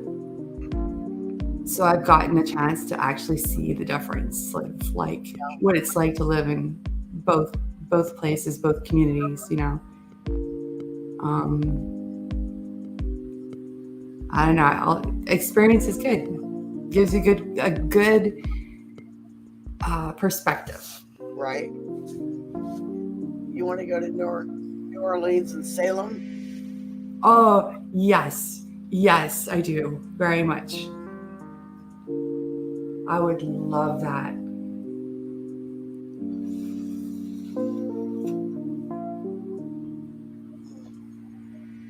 Although historically, Salem didn't really have that much to do with witches so much as persecution. Right. Or what some religion can do. I think if I wanted to chase magic, I probably want to tour an old Viking village or something. Right. You know, something very pagan based.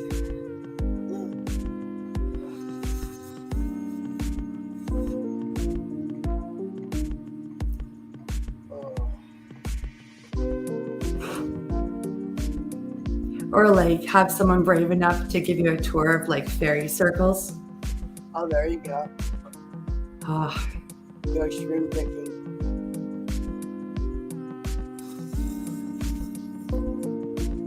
That'd be fucking fun. wouldn't it? Oh my god. Num num num num num num.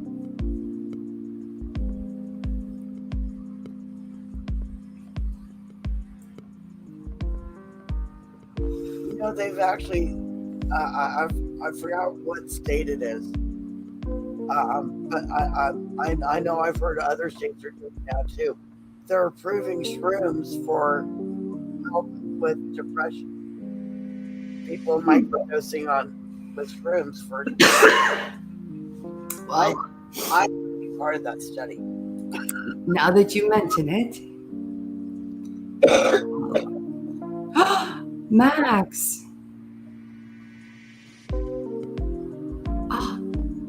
What? Oh, can you share what you saw, Max, or is that something you need to like keep under wrap for a while? Because I'm very curious about that. Speaking of shrooms, that's my plan B. If I can't get physio, I'm gonna try that.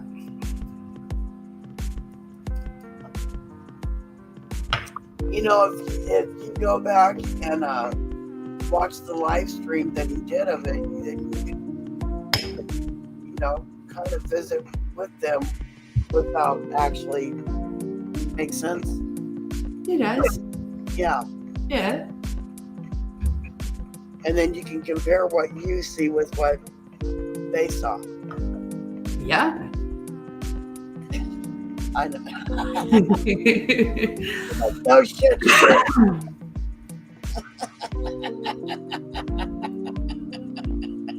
Oh, I'm so curious about that whole topic.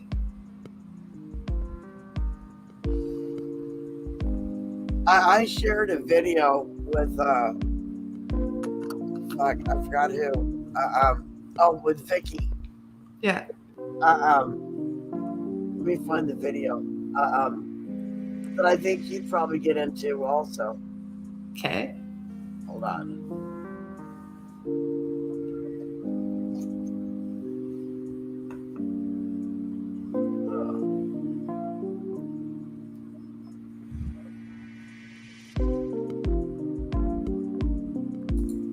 It's a fairly long video.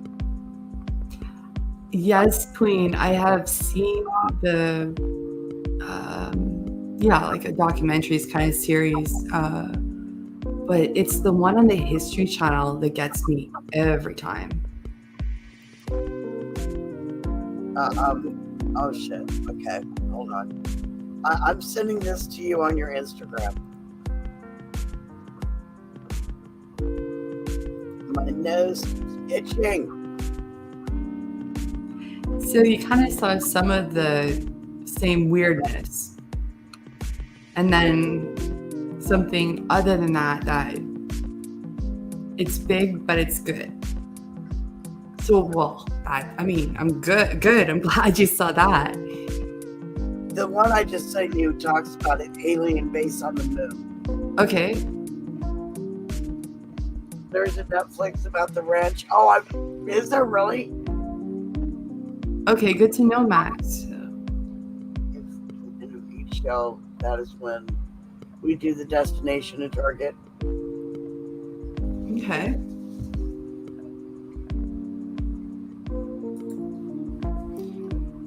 It's cool that you've seen like some of the similar creatures.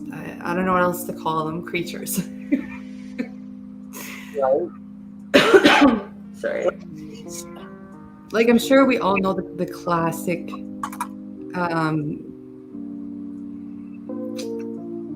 stories about seeing sort of canines, various canines, whether it was like the smoking dog with the trench coat. Right. I know that would freak me out if I were alone and I was walking towards a road and I saw, some people standing there and they looked to be like wearing trench coats and hats and smoking because they could see the cherry on the cigarette like glowing and then dimming, glowing and dimming. Smoke rising above. But as this poor guy gets closer to the road, he realizes they're all dogs.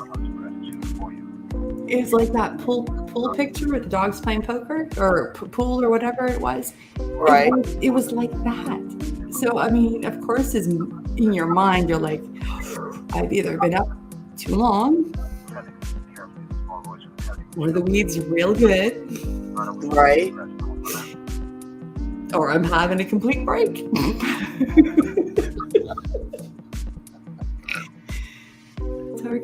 The beginning of the show is image targets to align everyone's mind. Oh, okay, right, true. That makes sense.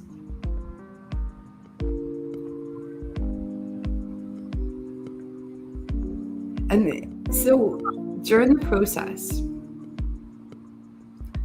when you're all together and you're all sort of directed in the same location, are you also directed to be there like at the same point in time, or how does that work? Just curious. Or is it like you go back a little bit in time? Have you ever been to one of his live streams? I've sat for some of them. I'm pretty easily distracted, so it's easiest if when you go to one of his live streams, don't go with any. Let your mind just flow. Don't try to focus on it. Just let it happen. You might be surprised by the results of it. It's not anything you need to put yourself pressure under for. Right. You know. And you might actually find that it's a way to help you slow your mind a little bit and make it easier to focus on something for longer than you expect.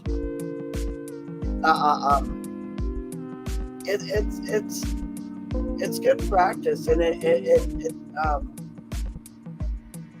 I consider it to be almost like meditating. You just kind of let everything come to you. I'm used to being part of a physical group where we all sit down and either through breath exercises or guided meditation, you get there. And I'm used to being perfectly alone and doing the different exercises to get there. I don't know why, but not being physically there with Max and his group or being completely alone, somehow that halfway point has got me kind of hung up. I highly recommend. Max, when's the next time you're going to go live?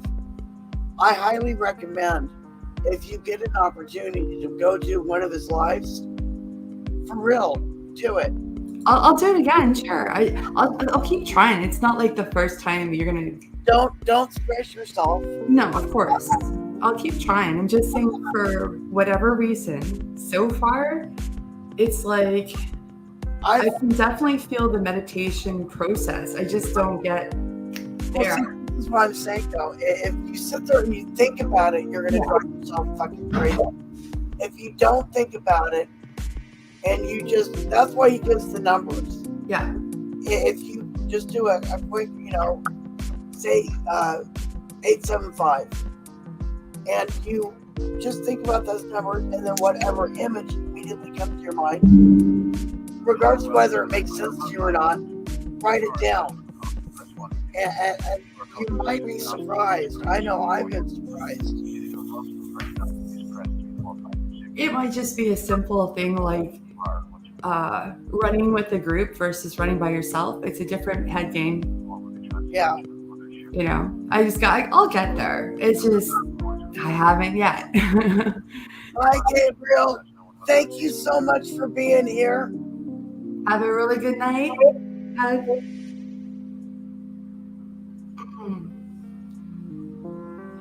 Extra big hugs to you. Take care, be blessed, stay lifted, stay safe.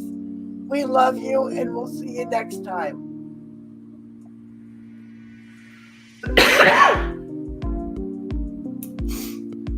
you're right. Nonetheless, meditation's always good. Yeah. The sillier the image, the more accurate. That's so true. It's when you second and third guess yourself that you fuck up. They only seem silly until you put them in the right context, and then they're spooky. Yeah. Well, I think that's what Einstein would have called spooky science at a distance. I've only had a very small handful of people that I've been able to connect to like that. But when I have a relationship, I've always freaked them out with some dumb thing that no one could ever even imagine saying, but I'll call them in the middle of the afternoon, really like frantic, being, you got to hear this. And then I'll tell them, and it'll be very important. And then it's only like after the emergency's over that they go back and go, how did you? And you're like, nah, don't worry. It's, we dealt with it. I'm glad. I've done that to me a few times. And Loon too.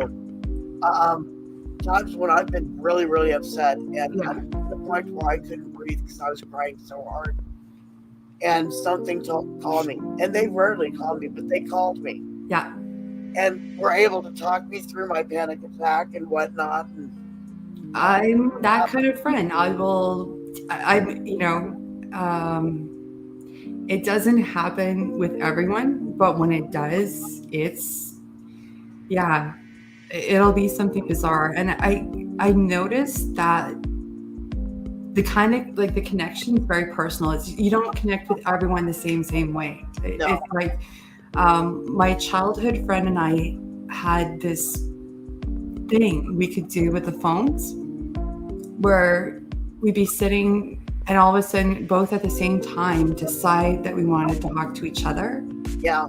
So we just walk up to the phone, pick it up, and we wouldn't dial. We just pick it up and start talking. And the other person, like, she would be on the other end, and she did the same thing at her house.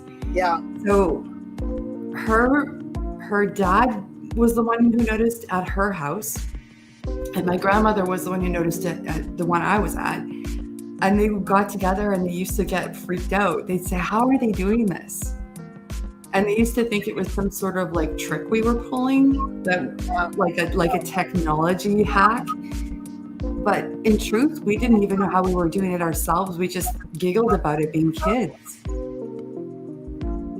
So and that held true until like our teens. Kids are more intuitive naturally anyway. And they don't tend to question it like we do as adults. I couldn't do that with anyone else. I was just, only her and I could ever do that. As far as I know, I don't think she could do that with anyone else either. So that's cool though. That's so cool. That's why I say, like, I do think because of these kinds of bonds that we can do things like Max is doing with a group. Exactly. Right? Exactly. Just have to kind of figure out the connection. And the thing about it, though, Max's group, it really does kind of help teach you to feel confident and trusting your instincts. Because what's the first thing you fucking disregard growing up? Your instincts. When something doesn't feel or does feel, you second guess yourself. His class kind of teaches you to quit doing that. It kind of be more like a kid. Yeah, it kind of helps you to learn to trust your instincts and realize that you actually, in fact, do have very good instincts. You just don't realize it. You don't depend on it enough. When you do his class on a regular basis, you'll find yourself depending on your instincts more. And getting better results from it because you're not, second and third guessing yourself. No, gut feelings are very important. Exactly. That's one of the big things that I've been able to take away from what Max does is that it helps build confidence. And yes, having fun is important. That's another thing that makes you a good teacher, Max, is you not only find ways to make people learn that they can still surprise themselves in a truly fun environment, because it's nice to be able to just use your imagination for once, opening up the mind and just kind of letting it flow. I could easily picture you as being a very good teacher. I'm sure he is. Some of the best teachers I ever knew growing up were the ones that made the class fun. No matter how tedious or whatever the class was, the fact they made it fun made you willing to learn about it.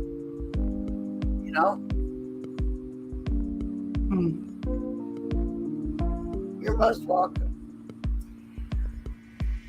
I gotta go pee. I'll be right back. Okay. My bladder said, "Hey, bitch." I'll be right back. Oh. I actually can't imagine what that's like, because I've only ever been part of the class when it comes to meditation. I've never led any sort. Not breathing exercises, not imagery.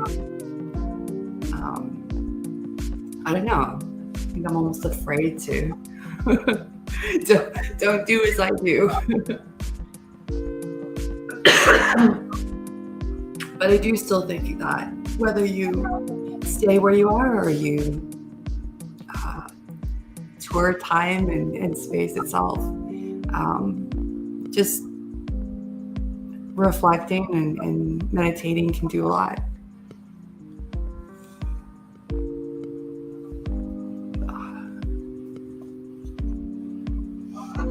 We all have our gifts, Certainly.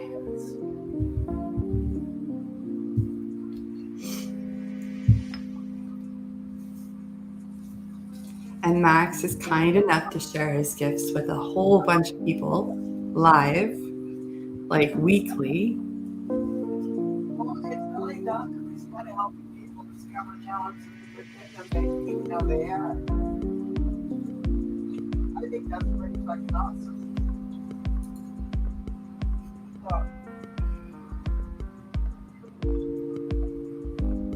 30-second intervals it's not that easy. Like when we do breathing exercises, an inhale could be just 5 seconds, but sometimes it can feel a lot longer if you've had a stressful day and your like anxiety's up and you're all tense. And the next day when you're all relaxed, 5 seconds is nothing. But 30-second intervals, that's actually, it can be quite intense. Fridays and Saturday nights late. I'll try to drop in for the Saturday one. I really think you'll be pleasantly surprised. I know that for the classes I did drop in, the locations were always fun. I really like the locations that they choose. Hey, keep digging.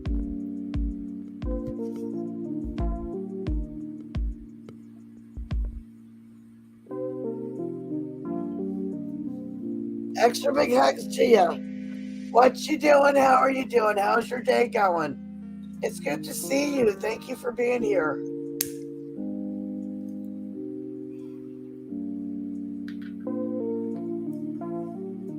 Exactly, Max. It doesn't take that long. If you say so.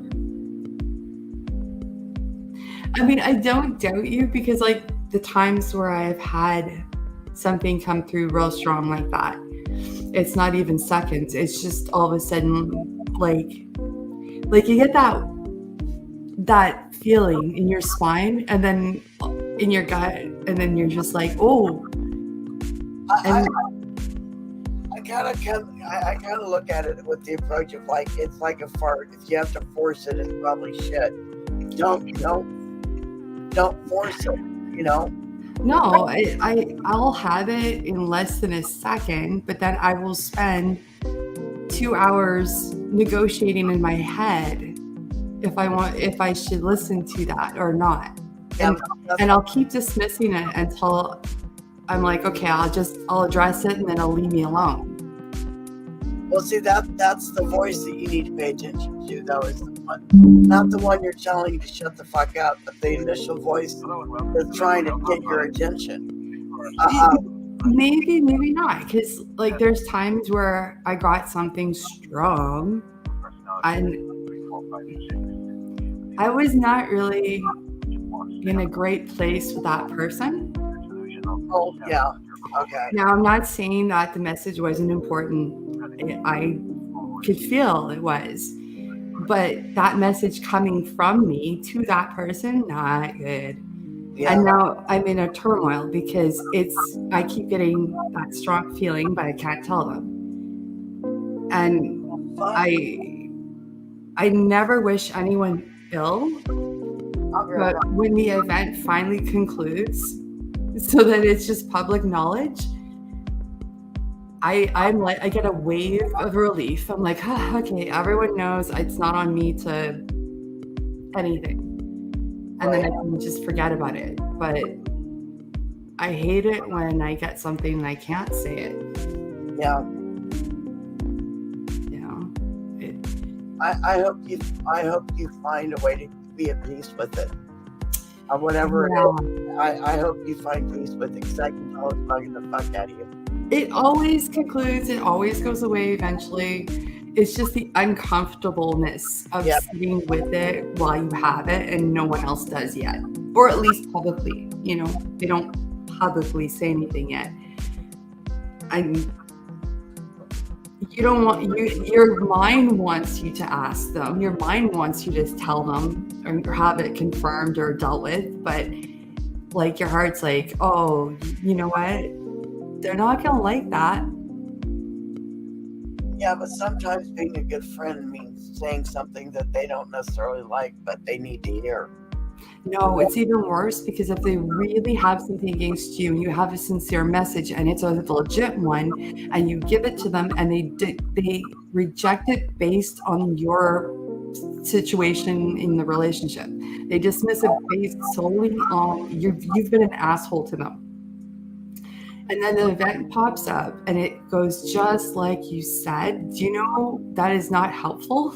Yeah, I hear you. The timing's got to be right. It's even worse, because now they're like, why did I get a good message from an asshole? Yeah. Thanks, Cosmos. Like, thanks, universe. So I just had to be like, if they're meant to know, the universe has to tell more than just me. Unless I can help them without them knowing, which is even better, because I'll just do it. Well, maybe that's an angle you should look at. Find a way to anonymously give them the information.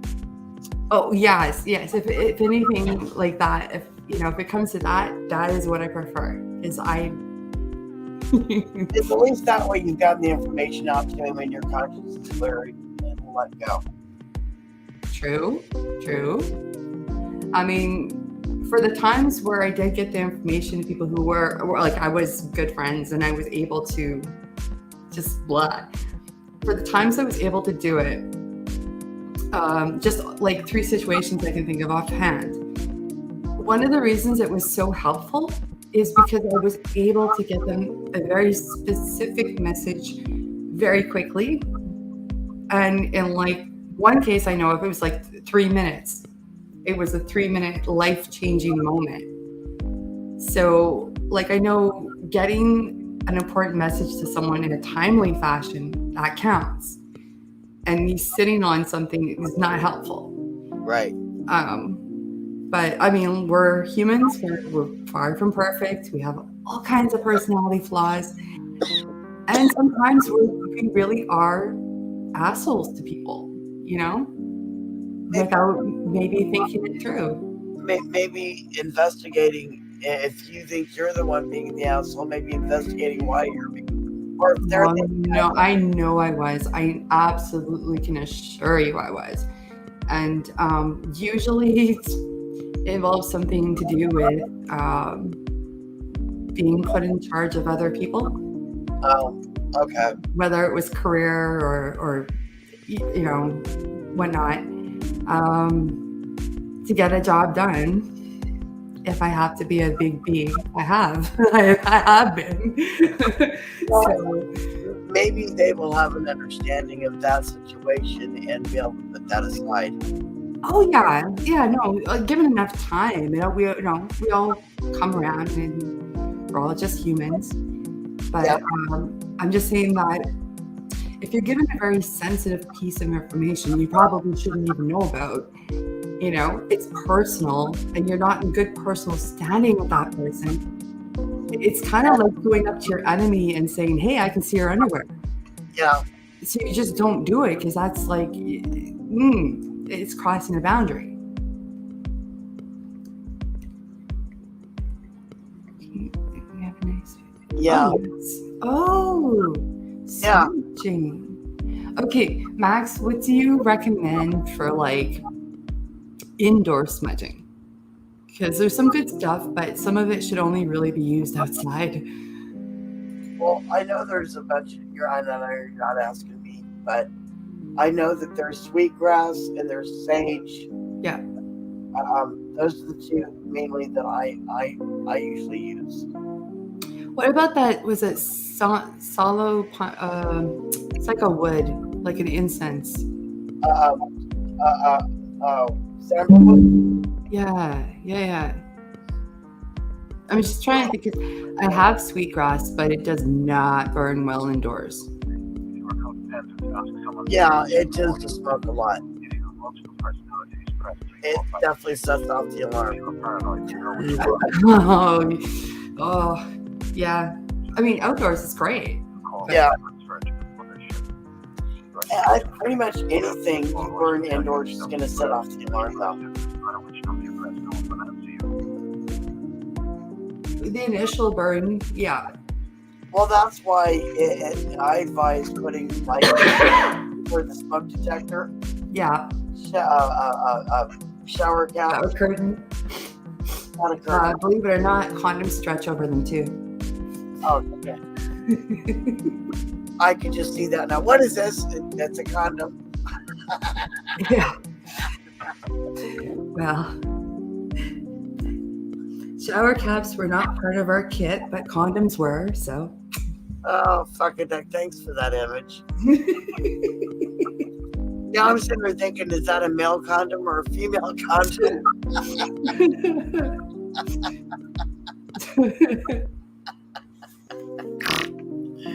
It's like when we broke open the glow sticks during a power outage Oh, shit. Yeah. to finger paint, and nobody actually thought that the glow would be absorbed by the wall paint. Oh, shit. So, 3 months later, every time the lights out, The glow. Yeah. all these hands all over the wall. That's funny. A freaking reminder of when you were being silly. Oh my gosh. Thank goodness they didn't have too many inspections at night. I would love when I actually have a place of my own to do that to a room. Oh, yeah. That would be so much fun. But I can't be somewhere that I'm renting because I don't want to get sued when they can't get rid of it. Well, the glow is not bad, except that if you do have a headache or a migraine, for the first 2 hours after you close the lights, it's still going to glow. Well, that's the other thing. UFV, I think. Yeah, the UV lights. It can it can disrupt your ability to go to sleep. True, but you can use the UV reactive paint. So as soon as you turn out the light, you won't see it anymore.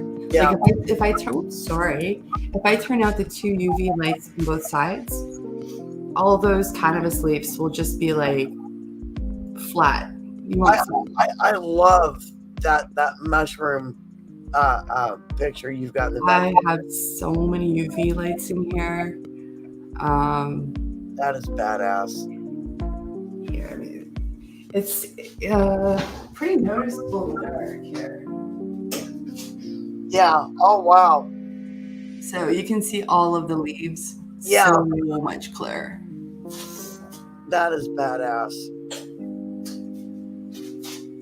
But if I had to do over again, I think I would choose either like a steel gray. He says pine, spruce, sage, sour. Yes. That's the one. So maybe that one won't stink too bad. Yeah. Oh, I do have, I can't remember if it's pine or spruce. Yeah, it's like a package of, what's it? I think it's spruce nettles or something that you pour hot water on to make like a tea. oh, okay. But I mean, technically, I could, because they're dry, I could use them to smudge. Yeah. Maybe on top of the charcoal. I just don't want to leave like a smoky smell inside the house. So. Do you have like a seashell or something you can put it in? Yes, I do.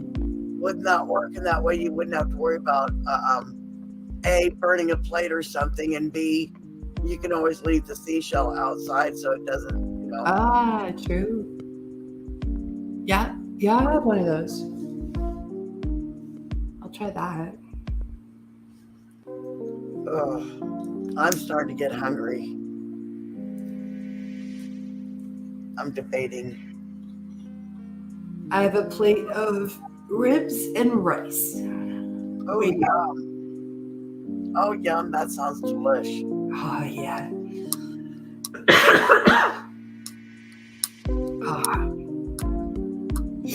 I wasn't that hungry this afternoon, but now that I know it's there. Now that I've made you think about it. Well, you know to go good with that cornbread. Oh.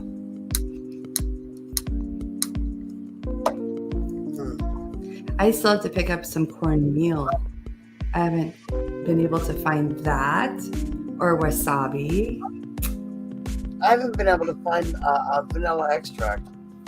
That I can find, but the store only keeps getting like the bio stuff. So it's like super, super expensive. Yeah. The only alternative is the fake stuff. Oh, And the fake stuff doesn't work in the baking goods. you know, I've been thinking about for a while now of going online and buying like 2 bunches of vanilla, The stocks. the vanilla beans themselves, Yeah. and getting some vodka and making my own fucking vanilla extract. I was trying to use them for syrup because I had gotten like a little like a tube. You get a tube and there's like a few inside. Oh, the paste. No, it's just the vanilla bean. Oh, okay. I just know what you're talking. Yeah. But it's like sliced so it's long and skinny and it's dried out. And then so I was trying to like boil it and make it into like a syrup. And I guess you have to do that at a low temp for a long time. And I didn't quite have that figured out. Oh shit. And it I didn't kind work. of burned vanilla beans. Oh fuck. Yeah, that's not good. Yeah. Well, from what I understand, if you like get a bunch of vanilla beans and Right. a big mouth jar Yeah. and either Everclear or vodka, Right. and then you cover the beans all the way to the top, Yeah. and then you put the lid on, you put it in like a dark closet for like 6 months, Okay. and you will have vanilla extract. And you, as you need, if you ever need like bean paste, take a vanilla bean out, let it scrape out, So got vanilla bean paste. in the 6 months while it's in a bottle and in the dark, I'm assuming in a cool place. Yeah. Hold on, please. Do you ever have to go in and like turn it upside down or you just leave it? I'm sure you have to stir it every so often, or maybe not. I don't know. I've just seen a tutorial on it once, and that was a couple of years Does ago. it turn color? Like does it go from the clear to like the dark? Yeah, Oh. and the nice thing, you can leave it like that for a long time. It does not I don't think it goes bad. I would love that because I love vanilla and I like going heavy on it, but it is expensive. They were talking about, this lady was talking about, she had one batch that I think she had for a couple of years. Mhm. You know, you can have aged vanilla. I just got nutmeg in the ball, like the bean kind, where when you get it, like you pick up one of the balls and you take a grater and you do your own little powder. Seen those? Yeah, the You nutmeg. never realize that when you do it like that fresh, that it's like 7 times more potent than the stuff they get pre-ground. So it was like, I was never quite the fan of nutmeg before, but then as soon as I had it fresh, I was like, oh, I think I like it even more than cinnamon. So I can imagine if you do your own fresh vanilla, Yep. like you can make so many things with that. I'm looking up. It says,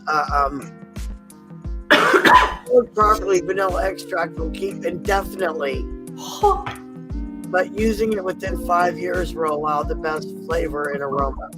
Oh, gee, that's hard to do. Wow. I want to try that. It says if you keep the bottle or vial of an extract sealed, it probably won't go bad. So you put in enough to cover the top of whatever you're. So I'm thinking like if you had a rubber top lid, Yeah. something that you can get like a vacuum seal on it. Okay. That would keep it indefinitely, and it'll probably maintain all of its good virtues. You know. Well, I think I'm gonna give it a go because I'll tell you, boiling it did not work. Yeah. Well, like I said, I don't think you boil it at all. I think you just stick it in a jar of Well, it butter makes or far more sense.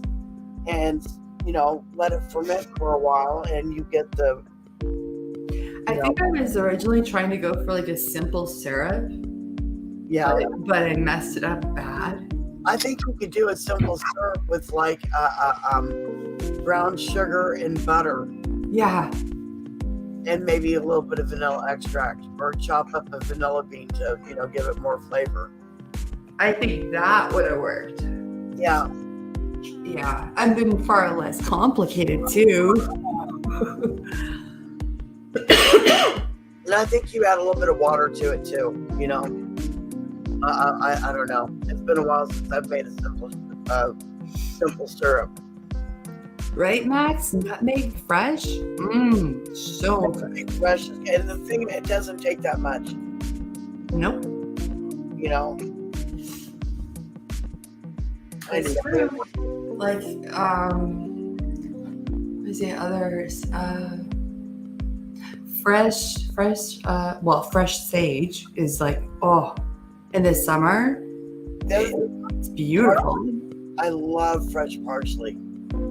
Oh. Num, num, num, num, num. And there's just no comparison between the dry dill and fresh dill.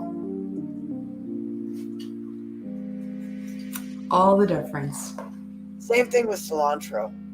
Oh, yeah. That's so true. The dried stuff I barely taste. You went to the bathroom and we're just sitting there babbling away about it. We've been bouncing from subject to subject. You didn't miss anything.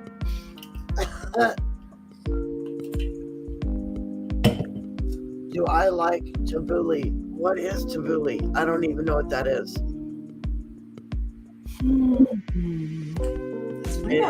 Is that a food? Let me look it up. Hey.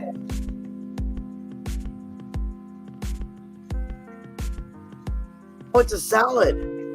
What kind? I'm looking it up. Oh, it looks like a pasta salad. Yes, I love pasta. I love pasta salad. Oh, wait. It's okay. Wait, it's got wheat, lime juice, olive oil, crab chips. Oh, Yes, yes, yes.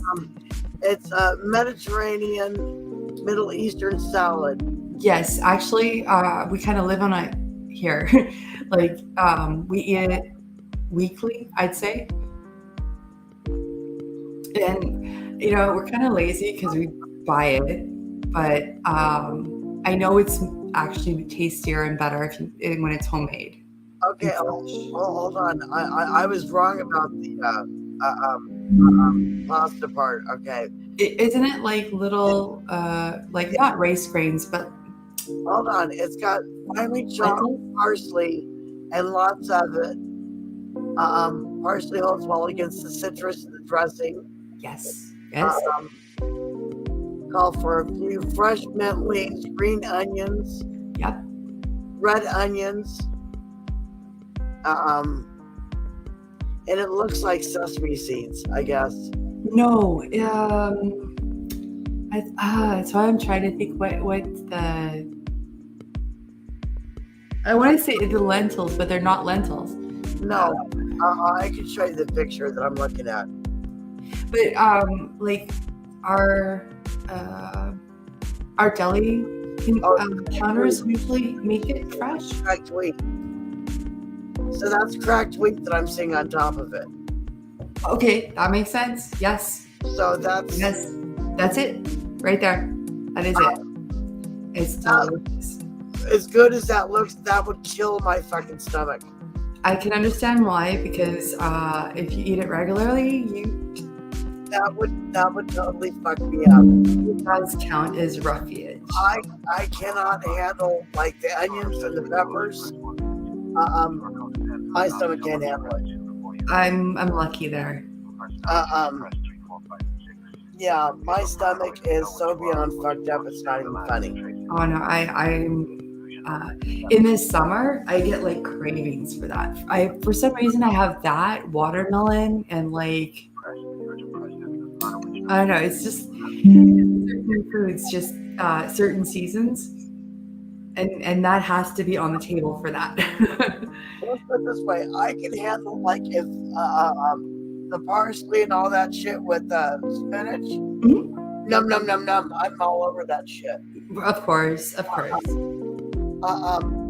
a bunch of different types of like spinach and different types of lettuce in with that, and the parsley and all over that shit. No problem. Start adding onions and shit. My stomach can. I love tomatoes. Even that's a pain in the ass. I can't eat them. There's a Ukrainian dish that's made with cracked wheat.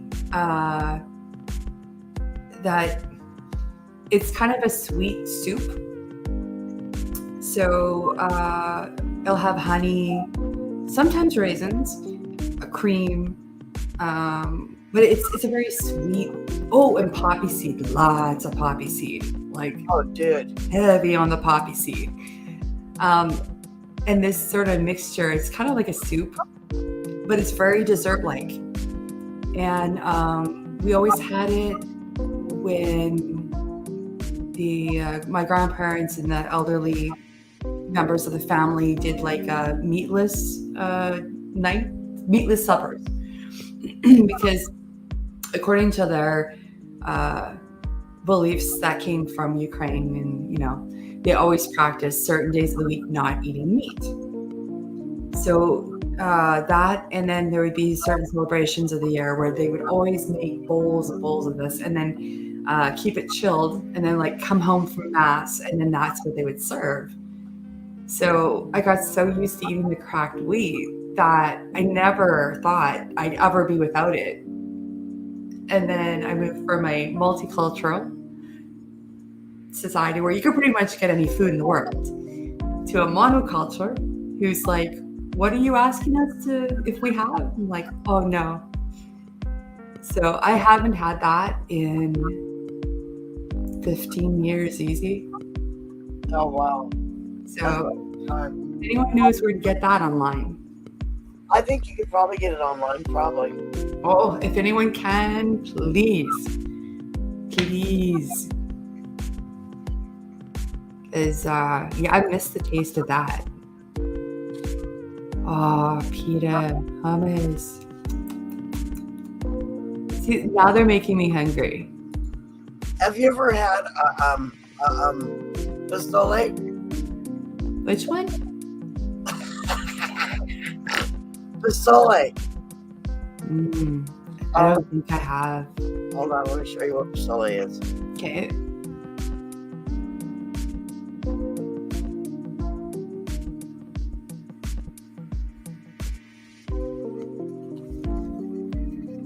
Okay.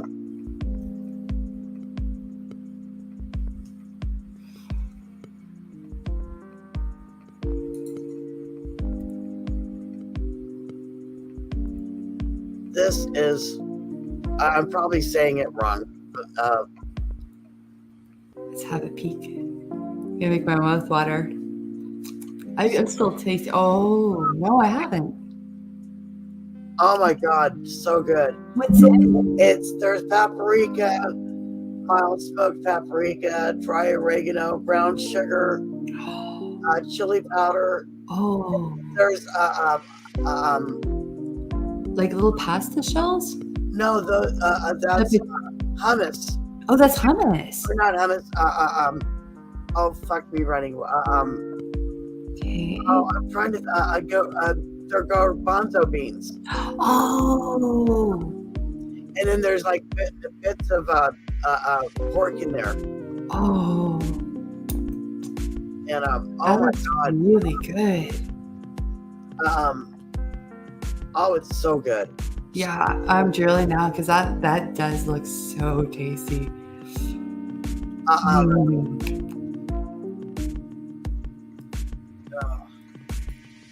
But Chickpeas. it's the only way that I've ever been able to eat garbanzo beans and actually enjoy it.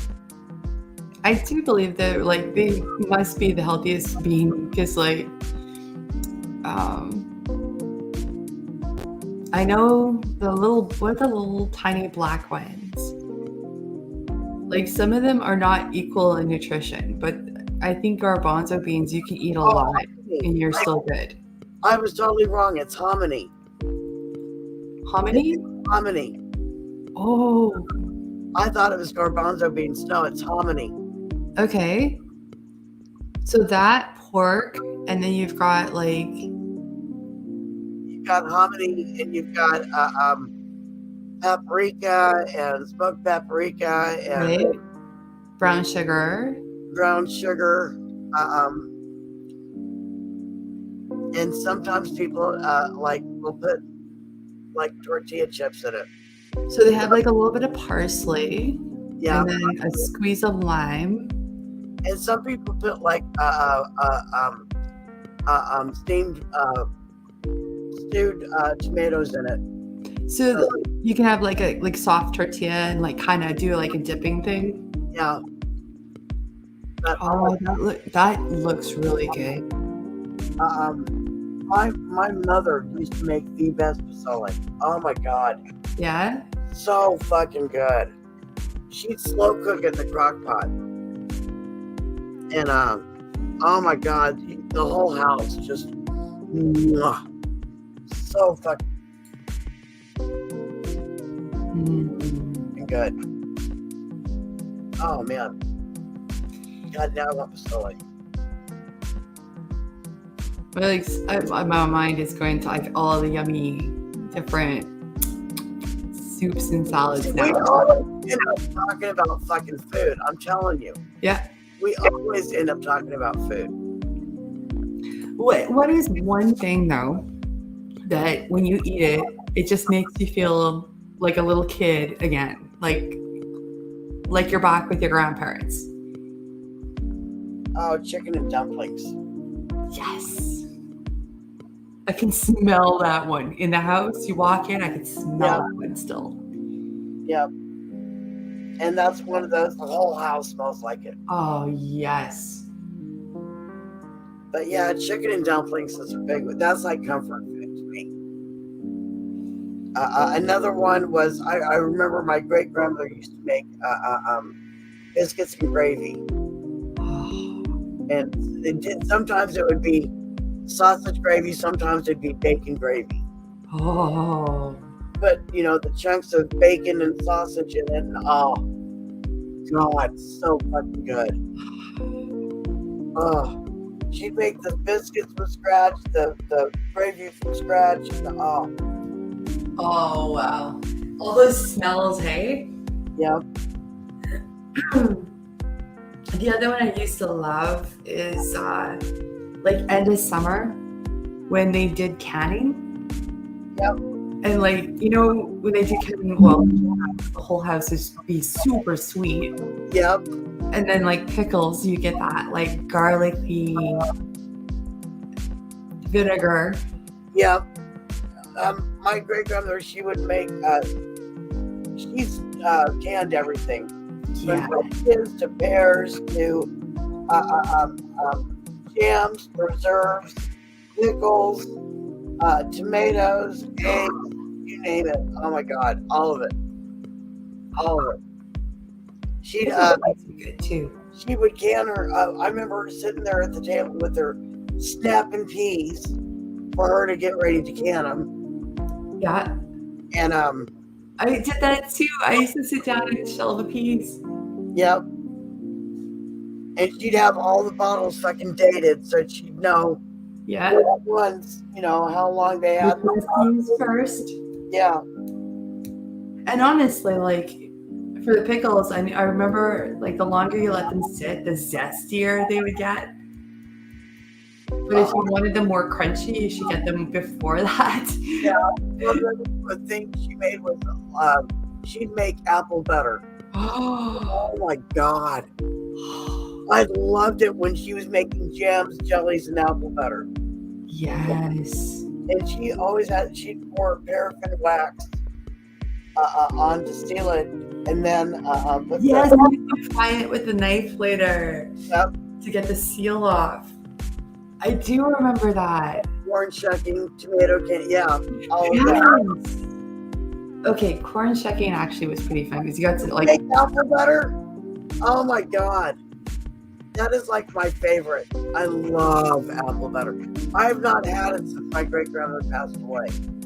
I don't know any kid that didn't like husk a pile of corn and then take all the hair to make a ghillie suit Yeah. and like walk around with the hair. Oh, apple butter and raisin toast. Oh fuck yeah. Oh Oh my god, you're making me wish I had some fucking apple butter. no, like homemade bread. Oh yeah. And I know how to make my own bread.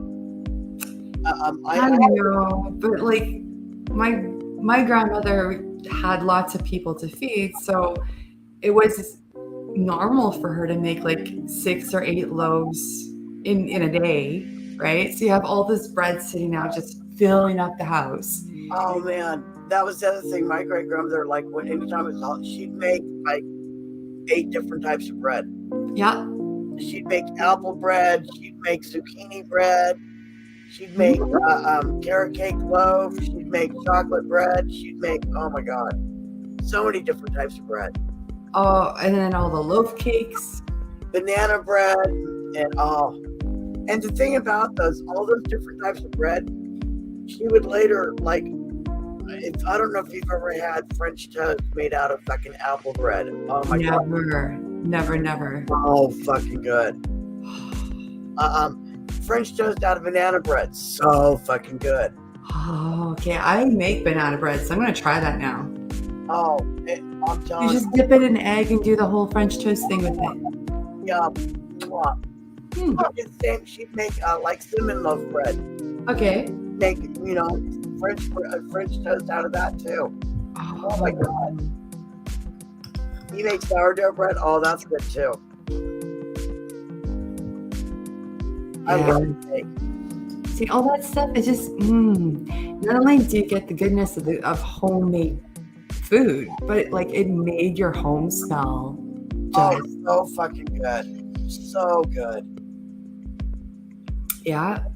And like, I do miss that, and I do still do a little bit, but like when you don't have half dozen people to feed every now and then. Yeah, well, I don't have the counter space, and it's only me, so it's kind of like there goes. Yeah, you don't want to end up with that much of one thing. It'll just be too much. I'll tell you what, I've been tempted for a while to make a fucking carrot cake. I've been craving it. Oh, I've got an attachment on my stand mixer to grate vegetables. I can easily just put some carrots with that, grate them up, and I must have some. I don't think I have a good recipe for it. Maybe I'll borrow yours. Oh, I've been pleading with my mother for the last 3 years, sending great grandma's recipe catalogs, and she's I'll do it. Still hasn't done it. I'm like, damn it. I waited a long time too to get one of the recipes that my grandmother used to make. And then when I finally got the recipe, I moved to a province that doesn't sell the ingredients. So I'm still waiting on it. Have you ever had a sour cream chocolate cake? No.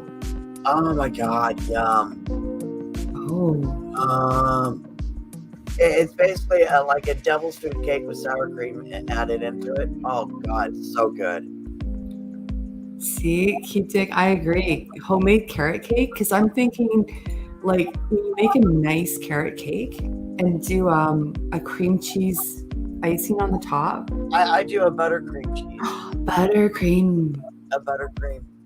Yes. I guess you keep it chilled, right? So. Oh yeah. And do you like yours with or without nuts? I like to put walnuts in mine. Me too. Numb. Oh yeah. Okay, I'm gonna make one. I'm definitely gonna go for it. I need to make some food. Okay. I think I'm gonna get inventive and have vanilla extract, but I do, however, have vanilla flavored coffee creamer. Well, now everyone has got me completely drooling. So I got the munchies. Oh, I want to thank you for joining me up here on panel, and I want to thank everybody for coming to hang out. I hope y'all had at least as much fun as I did. Extra big group hugs.